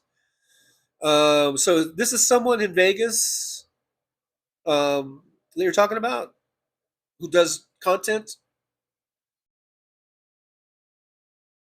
And it's on the VCW thing? I don't know. We'll see. Steven Sayers says, if things keep the direction they're going, fascism, Kirk would have groomed enough college students to make a presidential run. So I think Steven's of the mind that, kind of in line with the Hitler analogy, because some people will take that Hitler thing and it's like, if you could have murdered Hitler in the crib, would you do it? And because then it would, by doing that, we would have avoided World War II and the Holocaust and all of that. And a lot of people were like, yeah, I'd fucking do it. Now, I've always thought, like, no, I maybe I would kidnap him, and have him be raised in a proper home. Maybe, but some people think people are just born evil. So I don't know. I don't agree with that. I think it's more nurture than nature. Anyhow, still, I still don't advocate or condone violence, and I still think that this shooter was wrong. Okay, it's up to us to try to figure out how to prevent people like Charlie Kirk from becoming president in the right way, by voting, by being active, politically active. That's how you do it. You don't do it with the gun. Like I said, I think yesterday, violence is the absolute very last thing that should ever be done, if at all. But I mean, but violence it's like when there's no other alternative. And I don't think we were anywhere close to being at the no alternative stage of things. Roger Daughter says, Sandy, you'll be fine. It's really okay. Find a real person to sweat about. Sort of Monkey says, apparently I'm Scottish. My boss traced my family name back and gave me a very expensive scroll. I told him I was adopted, and he was still nice. That's kind of funny. I mean, I hope you don't get offended that I laughed at that. I thought that was funny. Well, anyway. Gino Maynard says the Chicago ICE shot and killed an undocumented immigrant for supposedly pointing their car at them and dragging an officer, but there is no footage released. Gino Maynard says that's sus. Hey, Jen of the Base, is that what the kids are saying these days? Sus? Anyhow, Paul Striking Manion says the other quarter is French. with a little bit of English. Math has not been my strong point. Oh yeah, that's right. I supposedly have English because Fowler is a very English name, I'm told, and it goes back to the old, king days when they had castles and kings, and the Fowler was the guy who was the keeper of all the chickens and I guess turkeys and the fowl. Maybe pheasants, maybe some quail. I don't know. And they would raise them and prepare them for the king's feasts and all that shit. So apparently Fowler is a really big English name, and so there must be some English blood in me somewhere along the line. I need to do that. What do you call it? In Me in 23 or whatever the fuck it's called. Caleb Guillory says, get over it. Sorry, people say horrible things to me every day. Oh, it's just words. Yeah. We need to move on. Let's move on. Jen at the base says, Trucker John, I legitimately have no idea what Sandy Folt's problem is with me. It's beyond strange. Let me just cut in real quick. I think it all goes back to that day when you made a joke about the lawnmower and lawmakers. It all stems from that, dude. It all stems from that. And I know that was an innocent thing. It was a joke. And I think maybe I took it the wrong way, or and then I think Sandy was maybe sticking up for me or something. I don't know. But I think it all stems from that. Okay, back to your chat. Back to your post. It says, I don't know what she thinks I've done, but she is forcing me to root against the Bills. See, see? How do you think she's going to take that? But anyhow, so I think this all started from that post about her satellite cable getting cut by the property manager, or whatever, cutting the lawn, and ran him over with the lawnmower. That's where it all comes. That's ground zero. That is ground zero, Jen of the base. And I know it really shouldn't be that. And Roxanne says, Josh, he's called her Sandy first a couple of times. That's all. Yeah. So anyhow, I wish we could just drop it and move on. I really do. Because I don't think it's, I think it's kind of a innocent mistake or something, or, it's not something that needs to keep being dragged out. Hey, VD Hertz is here. Good to see VD Hertz. Good to see you. Thanks for joining us in the chat room. Sandy Folt says, TJ, you need to block him on here. I'm not blocking him, Sandy. I'm not blocking him. Not unless he starts throwing the N-word around or something like that. Or, engages in some kind of hate speech like that. And I don't see that happening. I don't see that happening.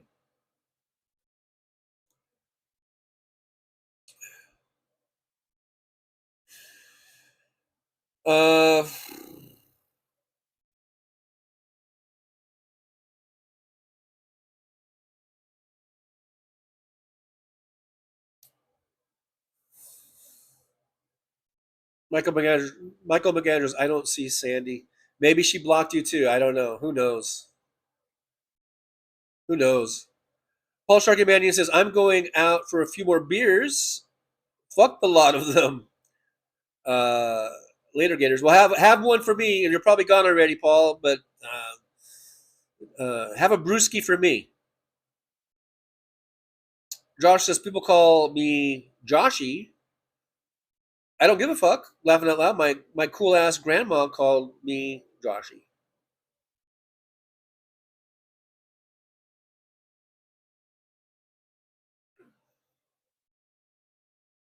So I'm going to skip on down. Caleb Guillory says Epstein. And if you saw the intro, I put in there, now let's honor Charlie Kirk's last wishes. And then I played a couple of clips of him saying that the Epstein files should be released, unredacted, and put out there, and he was a big proponent of that. And that's why I was going down the conspiracy theory of Trump had him killed, or or something like that because of that. But actually, that kind of doesn't make sense, because Trump. Well, I don't know. Maybe it does make sense, because Trump wants a distraction, and I don't think Trump is. I think Trump is a murderer in a sense, or doesn't have any. Is it compunction? Doesn't have any concern about other people dying. But anyhow, yeah. Let's honor Charlie Kirk's final wishes, and let's all insist that the Epstein files be released. VD Hurst says, I was constantly attacked by Reuben Michaels. I blocked him and left it there.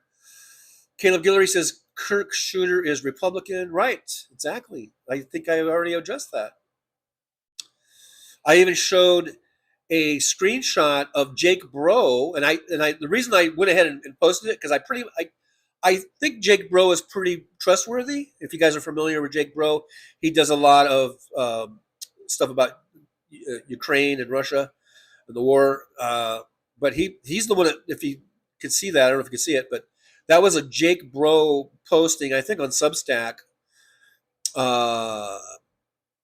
And then the picture was, I think it was the what's his name, Tyler, the shooter.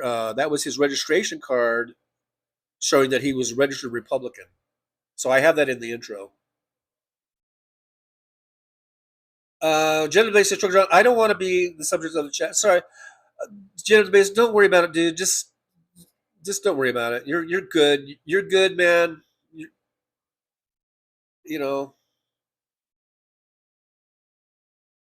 In fact, I'm not going to read any more things about it, and then I think it'll go away.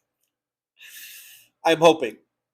Let's just move on. Let's move on.org. Oh, there's Reuben Michaels. I didn't realize Reuben Michaels was in here, because I just read the thing where BD Hertz says I was constantly attacked by Reuben Michaels, and now here's Reuben Michaels says, just block them. I have no idea why BD Hertz blocked me, but I don't care. He has nothing I need to hear. See you guys. I mean, if you want to block each other, that's fine, but don't come crying to me about it. You can block each other, and like BD Hertz says, you left it there. Yeah, just move on. Move on.org, man. Like Caleb Guillory says, block them and move on. Right, exactly. And Michael Andrews is so enthused that he's burping. Dr. Lior says, I didn't see anything that stood out to me, but I'm not her, says Jen of the Base. Senator Monkey says, I can't even see Sandy. Okay, I'm going to stop reading all that stuff, because we need to move on.org. Gina Mander says, Jesus said to love your black pilots. Right. Yeah, right, Gino. I've played the clip before. I put it in the intro, I think yesterday or the day before, about how he said, if I see a black pilot, I'm going to wonder, like, can he fly this plane? It's just fucking shit like that, like totally fucking racist. He believed that black people were inferior, just like fucking Django Unchained. Did you guys see Django Unchained? Great, one of the greatest movies of all time. Quentin Tarantino, and the character that Leonardo DiCaprio plays, that Candy, and he believed, and this was a theory that a lot of these motherfuckers had, is that black people were, genetically inferior, and that's when he had the skull, and he's like, see, this means this, and this means that, and all this kind of shit. They fucking believe that, and this fucking Charlie Kirk believes that. So when that's why he was, talking about all, Katanji, and I'm bad with names, Sheila Jackson and Joy Reid, and he was saying, he was basically saying that these are stupid women. They're not just women, but they're stupid black women. and he believed that all black people were just inferior to white people. And he had a huge following that apparently went right along with that. So this guy is not good. And so to all my Facebook family and friends that are putting Charlie Kirk up on this dais and they're deifying him in death, it's more than just martyrdom at this point. They're actually acting like he's a fucking saint. They're acting like he's fucking chosen from God, Charlie Kirk was a fucking racist of the fucking nth degree. He would be the Leonardo DiCaprio character. He would be out there telling everyone about how blacks are inferior and they have to be ruled by us whites because they couldn't function without us. That's what he believed. So he was a horrible, horrible person. Did he deserve to get shot? I don't believe that he did. And I don't, like I've said, but still, he's not this great person that they're building him up to be in death. All of my Christian friends on Facebook, my family and friends, they are posting things. I swear to God, it's almost like he's Jesus Christ himself. It's really sickening.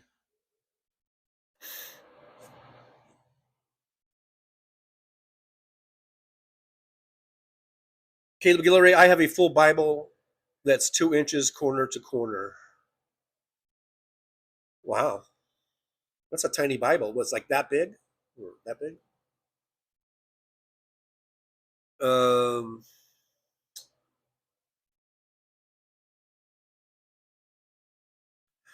AM says, I hope the felon in chief is not serious about creating a Charlie Kirk statue with our tax dollars. I'm sure he's very serious. I'm sure he is serious as fuck. He's going to put it right there in that fucking ballroom that he's going to build. I mean, I don't know. I just said that out of my ass. But, but I think he's very serious. This is the first time I'm hearing of it, but I would not doubt it at all. Josh says, this is a community I'm proud to be welcoming. Thank you, Josh. We're always glad to have you here.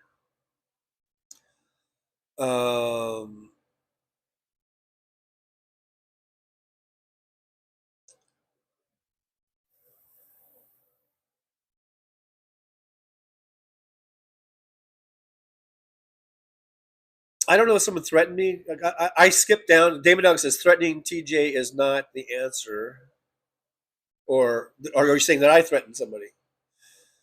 I don't think I threatened anyone, and I didn't see anyone threatening me, but I did skip down, so I don't know. I can't read every single thing in here, so.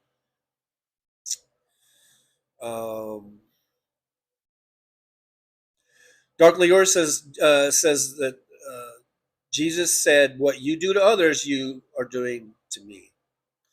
Yep, what you do unto others, you do unto me.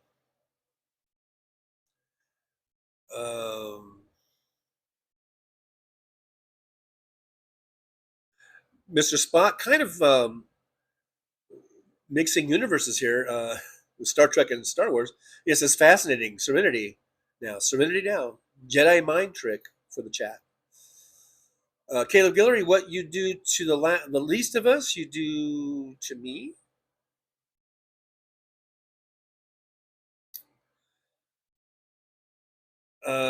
Sort of Monkey says, seriously, I have a Bible that's 240 years old and is taking up space in my flat, fucking big ass dumb nonsense. Damon Dog says, wow, all of a sudden I have the feeling of serenity. See, it worked. Yeah. Those Jedi mind tricks.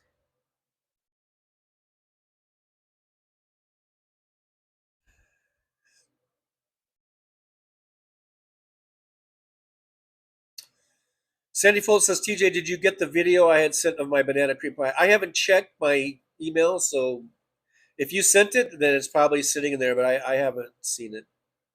I haven't watched it yet.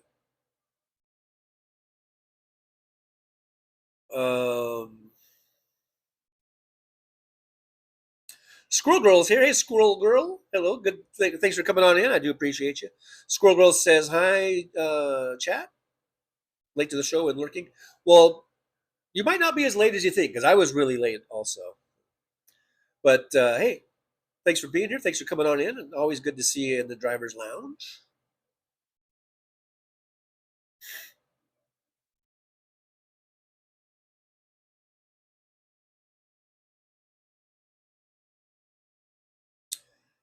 Catherine Real Health Talk says John Fugelsang has a new book titled Separation of Church and Hate. Read it. Nothing Kirk said is in the Bible. Yeah, I would like to get that. And what I maybe, Aaron, if you're here, you should probably maybe drop Liberal Dan's link or something, because I think if you go into Liberal Dan would appreciate it, and I think it'd be a good thing to do. I think there's a link on Liberal Dan's channel to order the book, and I think Liberal Dan gets a few cents or something. You know how it is, like when you get like a, what do you call it, promo code or something. It's like a promo code thing. So maybe at some point, Aaron, if you could facilitate that with, if you're still in. I don't even know if Liberal. I don't know if Aaron's still here because I've been skipping in the chat. But anyhow, if you go through Liberal Dan, I think it gives Liberal Dan a couple bucks or something, which I think would be great. And you can order the John Fugelsang book through his link. And I haven't read it yet, but I do want to read it because I think Fugelsang is really good. I put Fugelsang as far as right up there with Hal Sparks. I love listening to both of them. I think they're very intelligent. They have very good points of view, and they're worth, both Hal Sparks and John Fugelsang. They're worth your time, I think, to spend. Now, Hal Sparks hasn't written any books, but we watch him on his live streams. And Fugelsang has a show on whatchamacallit, the what's that satellite radio thing, and he has books out. So yeah, I recommend it, even though I haven't read it yet. Golf Marine says, remember Chris Rock? I don't necessarily agree, but I understand. I do remember Chris Rock. Remember he got slapped at the Academy Awards. Poor guy. I thought that was pretty awful. What Will Smith did. Surrender Monkey says, oh no, I'll cry when Trump refuses to allow the kid government cheese. They are millionaires because daddy was a fucking tool. Roxanne79 says, Brooklyn SJU, I wanted to hug you and got sidetracked. Thanks for your kind words. Okay, I'm skipping down, guys. I might be skipping over some of your posts, but it's just a necessary thing I got to do. Josh says, or are you talking about the rubber type bowls? Okay, that's mid-thread. I'm going to skip that one. I'm talking about bowls and stuff. Not to demean or whatever. It's just hard to pick up in the middle of a conversation like that. So I'm just trying to find stuff that I can read that isn't like obviously a mid-thread conversation type of thing. Let's see here. Sort Monkey says, I would have donated him to Epstein. Evil is evil. Okay, this is all mid-thread. Michael McAndrews says we need to protect people from violence. Darkly Yours, I used to be dark, now I'm just eggshell white.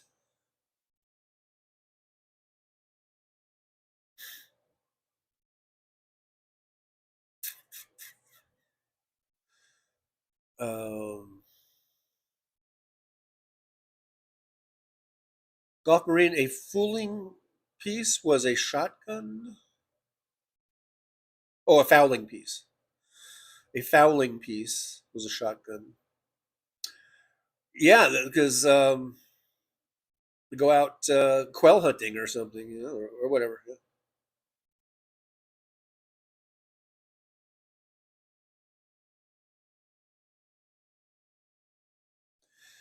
DDP 5844 says there are indeed people who are born evil.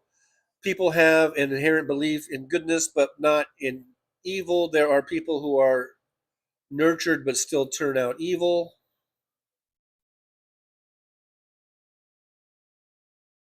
Yeah, that's true. But I think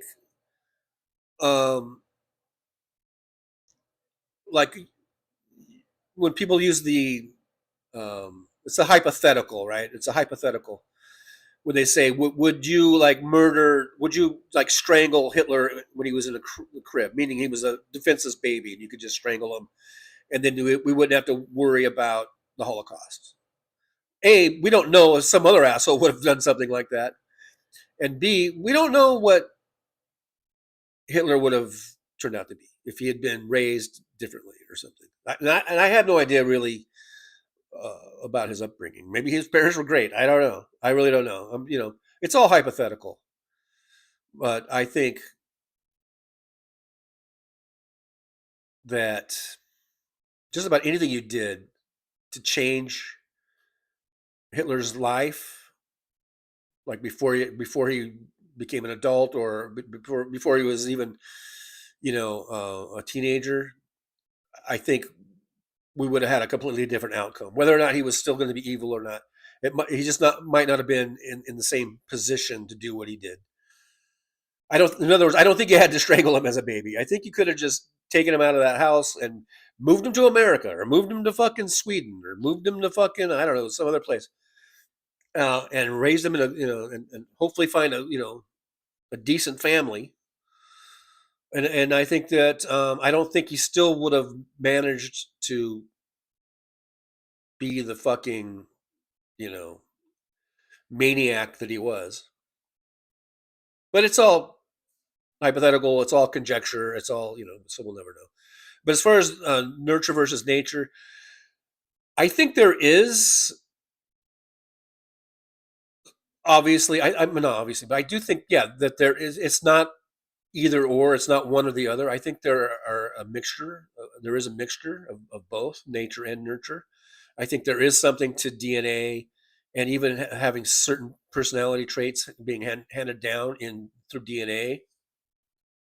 But I do think that the nurture part of it can play a huge part in shaping, how those traits are that come out that you maybe inherited, and the nurturing part of it can really play a big part in how those things turn out. So, it's not cut and dried. It's not just all nature or all nurture. I think there is a combination, but I do think that the nurture part of it I think it plays a bigger role in how a person turns out than the nature part of it, which is, I think, by nature people mean,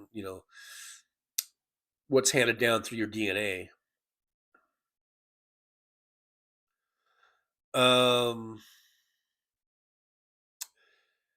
Jen at the base says, Roxanne79, just looking at the chat on my phone and couldn't help but notice the swing from threatening to cancel TJ's show to have you seen my banana cream pie. My head is spinning. I apparently I skipped and I didn't see anything about threatening to cancel my show. So I missed that.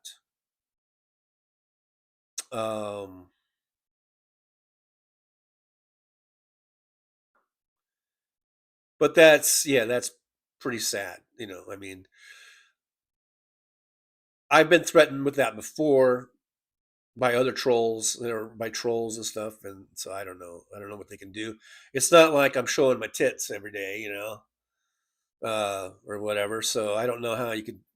I don't know what I've done to get my show canceled or like thrown off.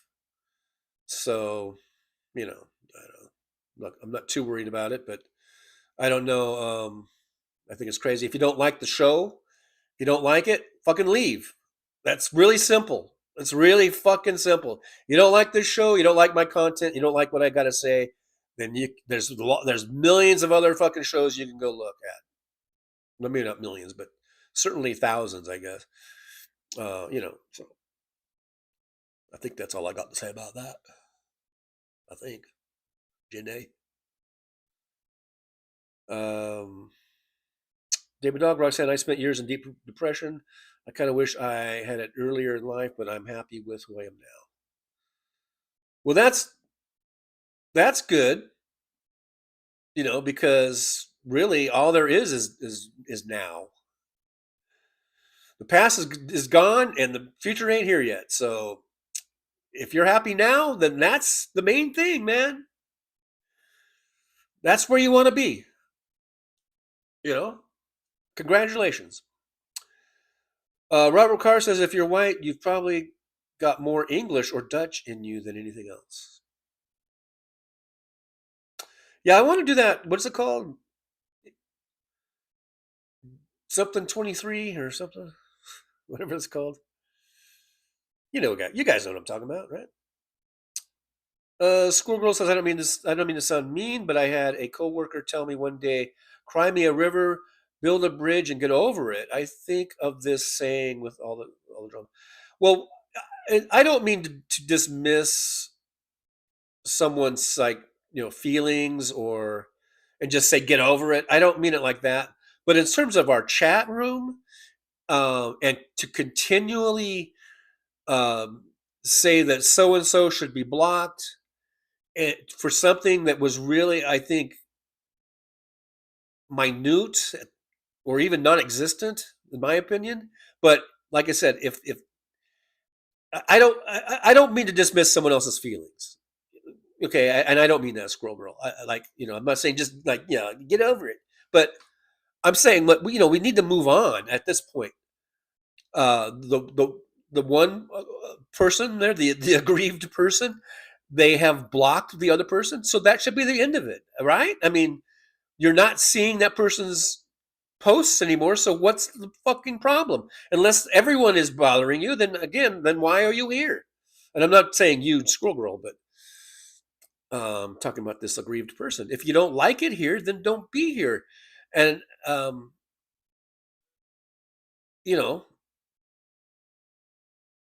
I don't think that this is a community, this chat room that we've built, this community. I don't think that we are really hateful people. I think we are a pretty good group of people. Sometimes I might take something the wrong way, and I might snap at somebody or jump down someone's throat, but then I usually feel bad about it and I apologize. But I think overall we're a pretty good group of people here. I'm kind of proud of you guys. I think you guys are a good group. So I don't know, man. So like I said, there's nothing else. When I say get over it, well, I don't know if I ever said get over it. I think I said move on. When I'm saying move on, I'm saying, okay, it's done. You did your thing. You blocked the person. Now stop complaining because you're not seeing that person. So I don't get it. And so, I don't, and I keep telling myself I'm not going to keep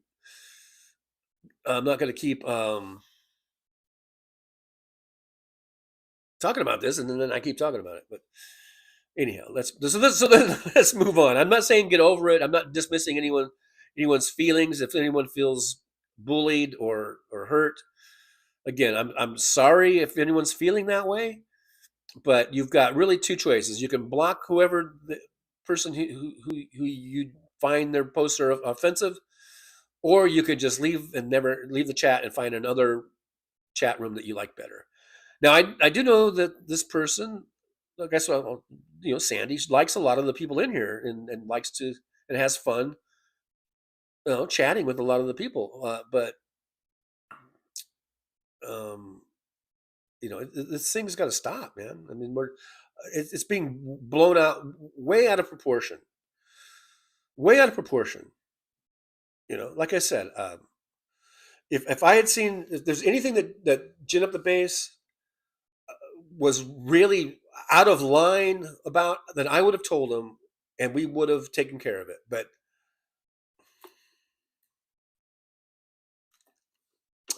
I haven't seen any of it, so. All right.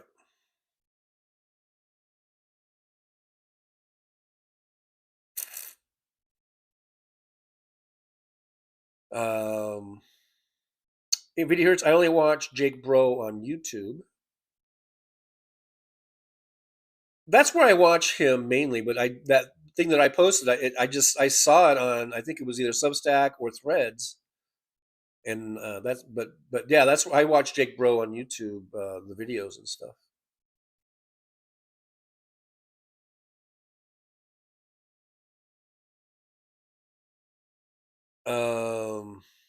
Sort of Monkey says you can't get arrested for harassment. You would have to be a danger. I'm calling horseshit. Yeah, just disregard all that shit. Let's not make any more comments about it at this point. You know.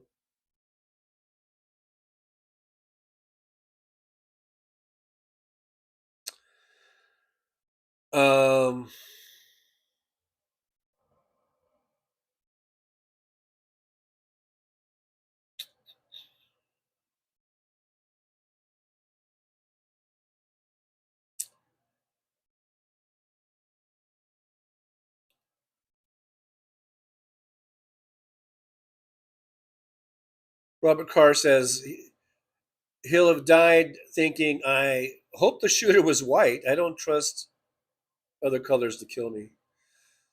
Golferine Django, Tarantino legendary. VD Hertz. Funny thing is, Ruben was friend when I was Kiki Streets. All right, so you guys, everyone has their little things, Okay, I'm skipping down. Darkly Yours says, do people actually read the Bible? I thought it was just for beating children.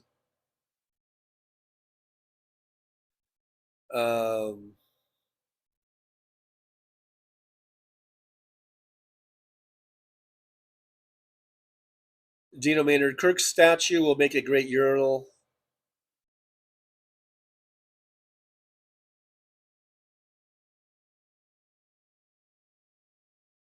Now, I'm assuming, and you're not really supposed to assume, because you know what happens when you assume. You assume me, or something. I don't know. I think Hal's coming on at 3, right? So I'll just try to keep this thing going till 3. Another 14 minutes, and then maybe we could do a little raid over to Hal Sparks. How's that sound?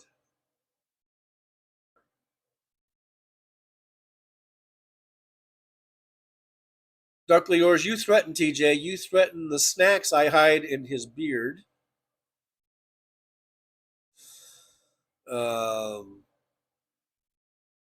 Robert Carr, I think we're talking about Jesus, said, treat others the way you'd like to be treated.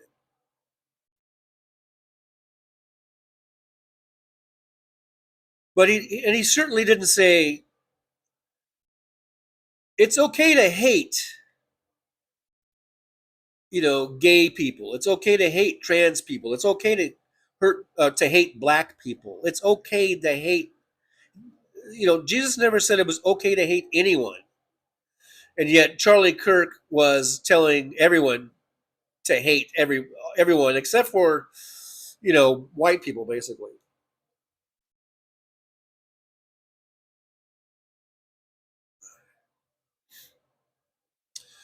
DPD 5844 says, wouldn't it be something if Kirk had to spend eternity with everyone he thought was less than him, and the room that holds the whites is locked and he is just stuck? Imagine the irony.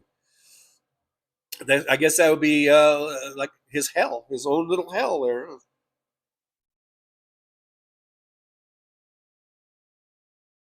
AM says, TJ, did you watch the game on Sunday, Bills Ravens? It was a great game. Ravens won 41-40. I did see that.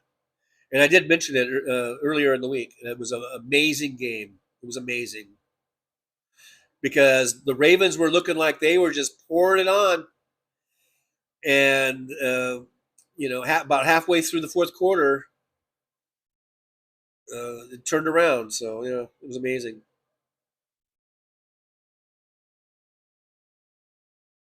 Mr. Bob Newell's here. I can't hear you.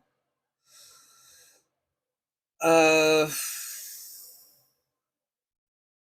Bodul, how's the chair? It's doing well. The chair is doing well. Thanks for asking.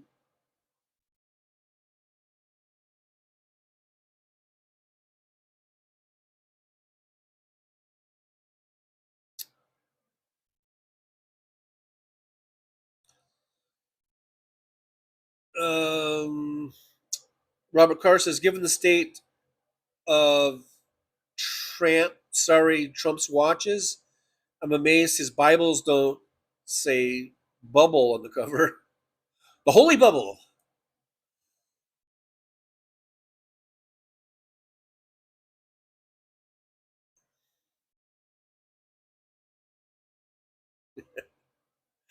I'm just laughing because Mr. Bob Newell said, please don't read this. And I was, I was reading it and it made me laugh. And then I read it out loud anyhow.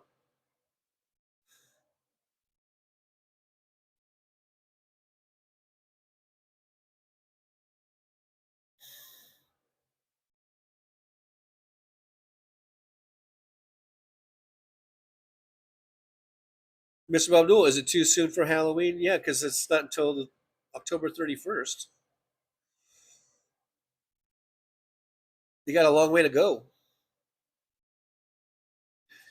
Gino Maynard says, John Fugelsang debates religion well. Surprisingly, Kirk, though a crap culture warrior, was an effective Christian fundamentalist debater. Would have loved to see those two debate. All Charlie, I've just seen clips of him debating, and it's basically he has memorized the responses because I think the questions are almost always the same, or he knows. I think he already knows, just based on probably watching other debates and watching the questions that always comes up. I think, or maybe him and his team, they pretty much, even if they didn't know the exact questions, I'm not suggesting that they knew the questions ahead of time, but I think they knew approximately what questions he would ever be asked, about Bible stuff or whatever. And I think he just had a whole list of responses like in his back pocket that he had memorized. And when you can do that, and that's effective, when you can just you have it in the can. These are canned responses. This is what Charlie Kirk did, and a lot of these guys do. These are canned responses, meaning that they already have it memorized what they're going to say. If someone asks me about this, I'm going to say this. If they ask about this part of the Bible, I've got one for that. I've got another response for this. They've already got them all in their pocket, in the can, and they've memorized it. And so that when the question is asked, they go, oh, yep, I got that one. And blah, blah, blah, blah, blah, blah, blah, blah. They say it, and they can say it very authoritatively. They can say it with great confidence. It sounds confident. It sounds like they really know what they're talking about.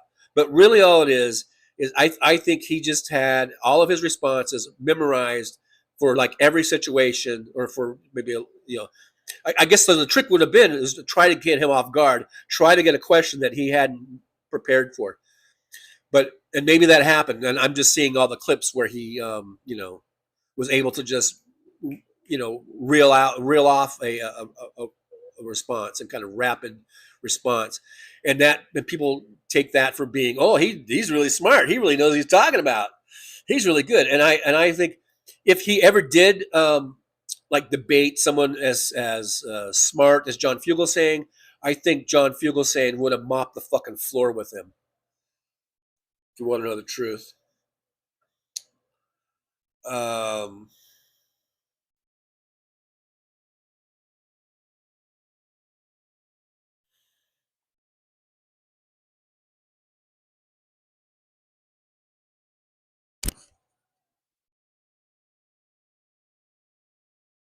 Catherine says, Gino, they did debate at least once, if not a couple of times.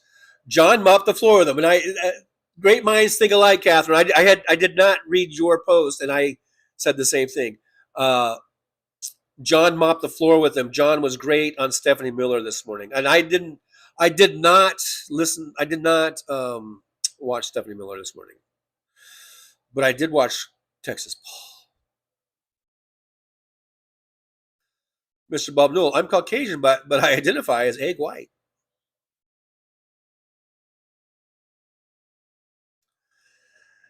Mr. Bob Newell, you said tits. I did. I was being funny. That's the humor.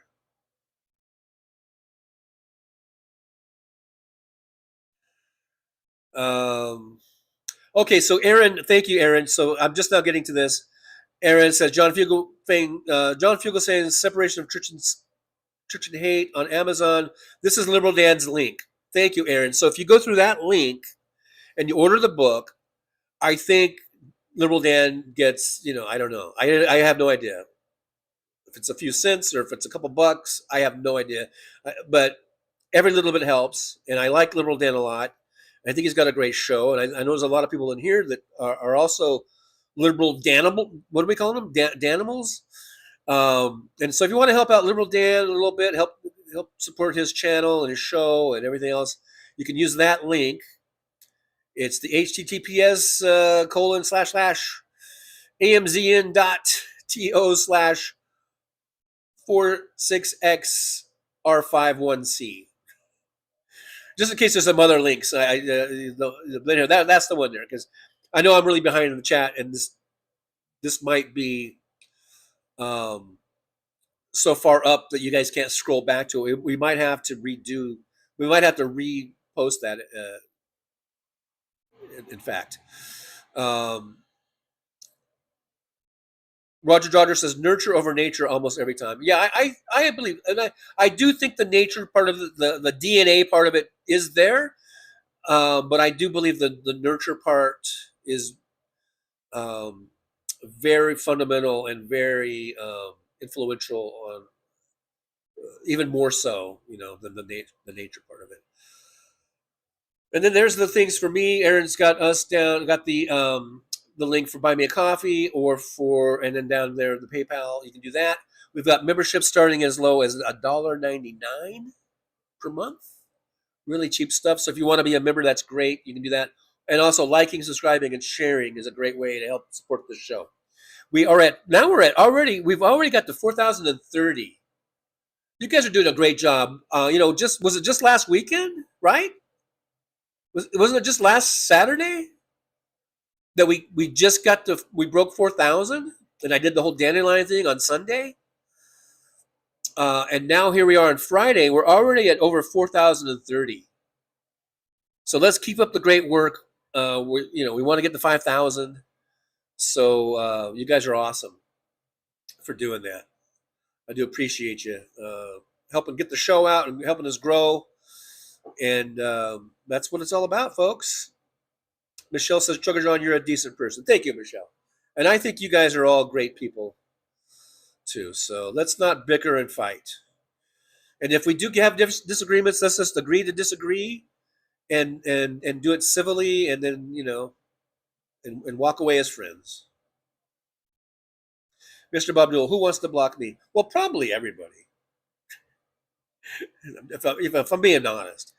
No, I'm pulling your leg, Mr. Bob Newell. That's what's known as pulling your leg. Your leg, not your leg, your leg. So let's be careful. Michelle says Sunday night, Daryl Dixon and Carol Walking Dead. You know what? I haven't watched any of the Walking Dead stuff in a while. I started watching.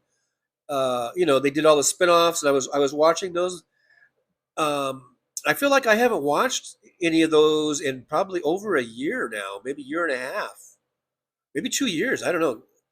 And because I almost was to the point where I love those shows. I love Daryl Dixon and Carol, and I love all those characters. And I was a big fan of the whole Walking Dead universe and everything. But I think I kind of got burned out, maybe, and I was kind of glad it was coming to an end. But I might have to pick it back up again. I don't know, because I do like the Daryl Dixon Carol thing. They've always been interesting and kind of they're like the badasses, and they really really big character arcs for those two, and yeah, so I might have to check that out.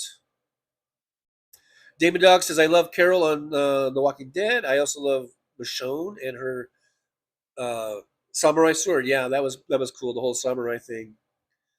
General basis, Drugger John, do I need to redirect and start talking shit about the Dodgers? It's entirely up to you, you know. I mean, you know, what can I do? What can I do, you know?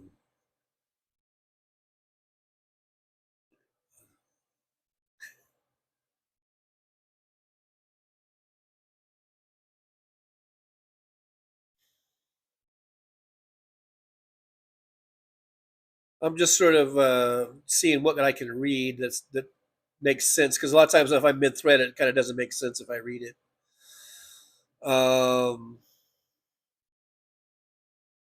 Mr. Manuel, you skip over my best material. Squirrel Girl with a $2 super chat. Thank you, Squirrel Girl. Yippee!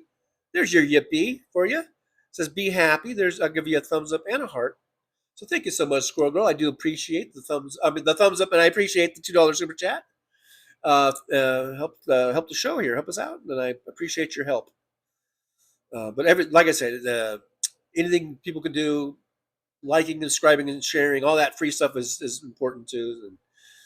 And just do whatever we can do. David Dog, wait, what? That was your best material? These are the jokes, folks. These are the jokes.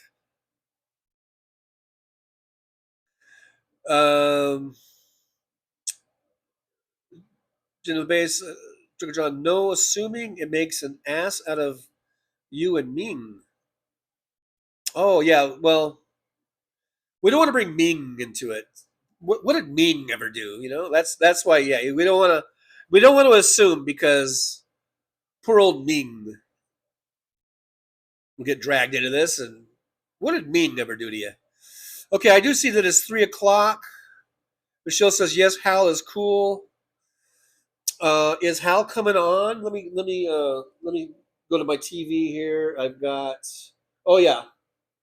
So Hal has got his little waiting room thing in there. Looks like there's one watching, and I think I'm the first one in there, even though since I'm on the TV, I can't say first. It looks like Linda by the Sea and John Deaf are the first two, but I think I was actually in there. You guys should, if you go in there, tell them I was first. I'm going to give him a thumbs up there. So yeah, Hal Sparks is coming on. Aaron, maybe you could put, should we put the Hal Sparks link in there, and people can jump over to Hal Sparks? And when you do that, just say, hey, this is a Trucker John convoy raid, or something like that. Here's the again the link, Liberal Dan's link to John Fugelsang's book. If you guys want to, if you're interested in that book, and maybe every show, Aaron, maybe every show we should do that at some point. Not only to help out Liberal Dan, but to help out John Fugelsang, because by all accounts, I've heard it's a really good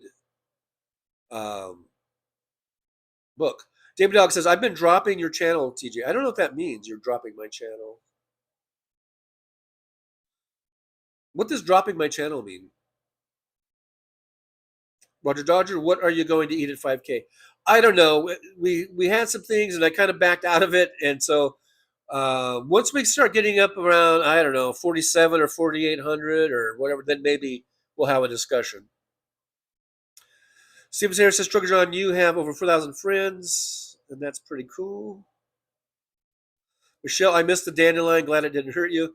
Yeah, and if you want to watch it, you can rewatch it. It's on last Sunday's show. I know maybe it's hard to navigate, but if you go to my channel and if you go to my playlist for the Trucker John live stream, it should be pretty easy to find in there.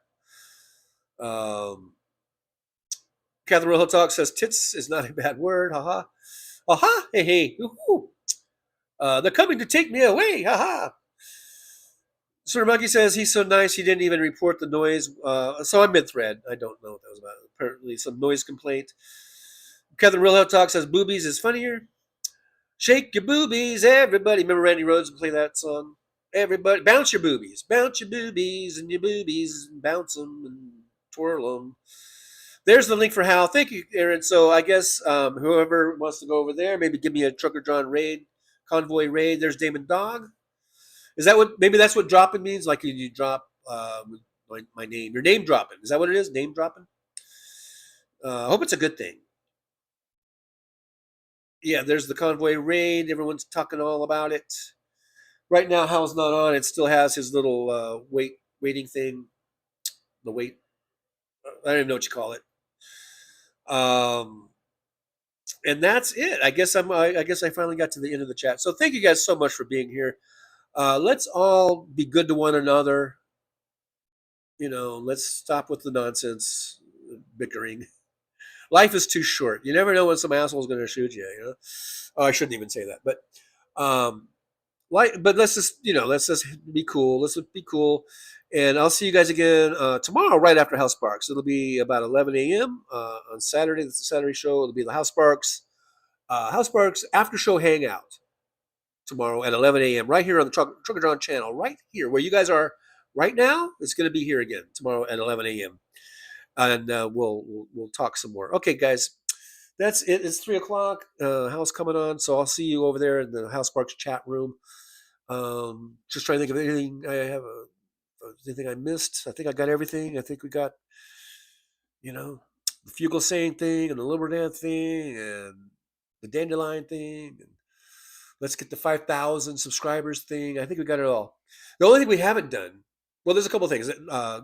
Tough Cookie and Paul Purple Beard Guy, they didn't come in today. They called in sick. I don't know. And we didn't do Words of Wisdom. So let's do some Words of Wisdom real quick on the way out. Make sure you guys get your pen, your paper, and write this down. This is how good this is. This is stuff is these are keepers. Okay, you guys ready? Here's today's Words of Wisdom. So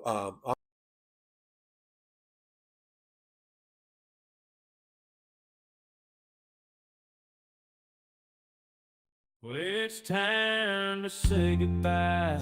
The show has come to an end. But don't be sad, no, don't you cry. We're all gonna come back and meet again. Have some fun times, hopefully nothing too bad. We might talk about war crimes. Might talk about Baghdad. I doubt we'll talk about door chimes. But if we did, I'd be only too glad. So I style of Easter, baby. The show is over, but could I ask you maybe to take a shower? No, that's not what I meant, but I couldn't think of anything to rhyme with over. Now my whole rhyming scheme is all screwed up. Oh shit, I should have stuck to truck driving, who I tried to kid. At least when I was out there driving, I could handle a skid. But doing this live stream, baby, has been a real kid. So I hope to see y'all again right here on the Trucker John live stream. We're gonna do it again and again, right here in the Trucker John live stream. Yeah, the Trucker John live stream. We're gonna come back and do it all again. No, this ain't no dream. This is where we win.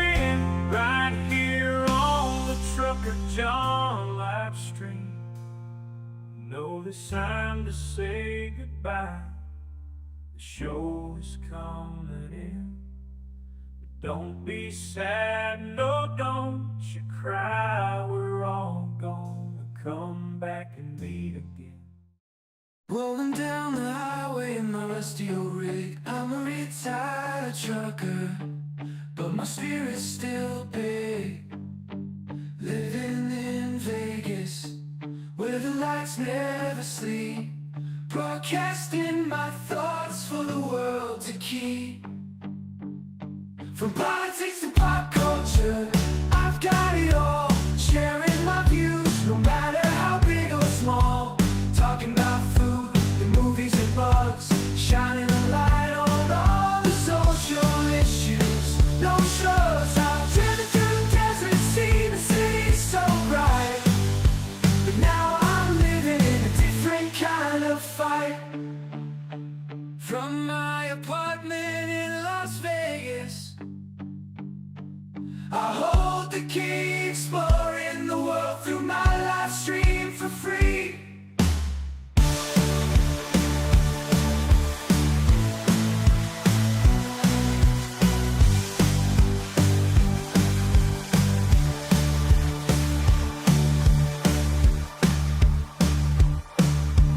Apartment in Las Vegas, I hold the key, exploring the world through my live stream for free.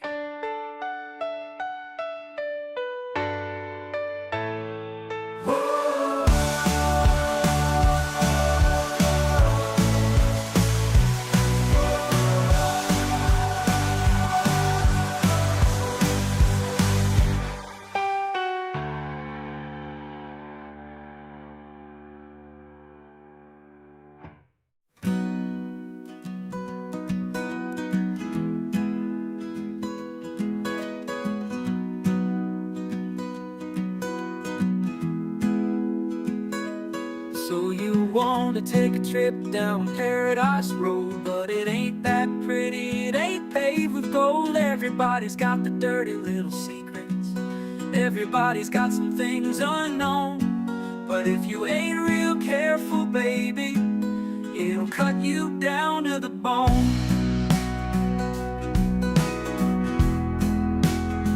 Under all those bright lights, you've gotta learn to ignore the glitter. It's all about fight or flight, and you don't wanna do either. So go on down to Paradise Road, it'll make you wish that you were young. But all it'll do is make you feel old and regret trading in your love for lust. It's all just a big charade, it's all just one big game, and it ain't about love. It's all about the thrills, it's about staying in the hunt, it's about going in for the kill. So head on down to Paradise Road, that's where your friends are now. They're the people that nobody knows. So go ahead and make your big show. So live it up on Paradise Road, just don't let anyone know. It'll be your dirty little secret, it'll be your guilty little pleasure. Living a secret that the whole world sees, hiding in plain sight among the scum and the thieves. So damn hard to ever be pleased.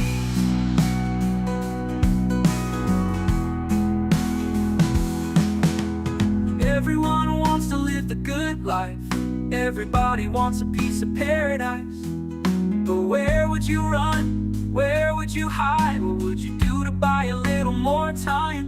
Grandiose dreams of happily ever after are really just another day's end. And when the sun goes down, you just lay there wondering, can you really do it all again? You're praying for one last shot, you're hoping for one last big win.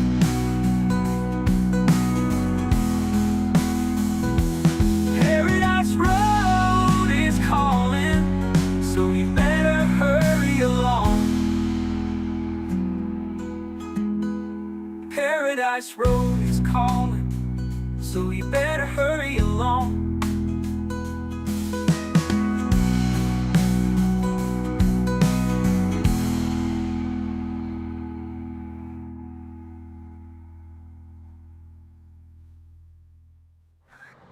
Show's over, I'm out of here, folks. Bye.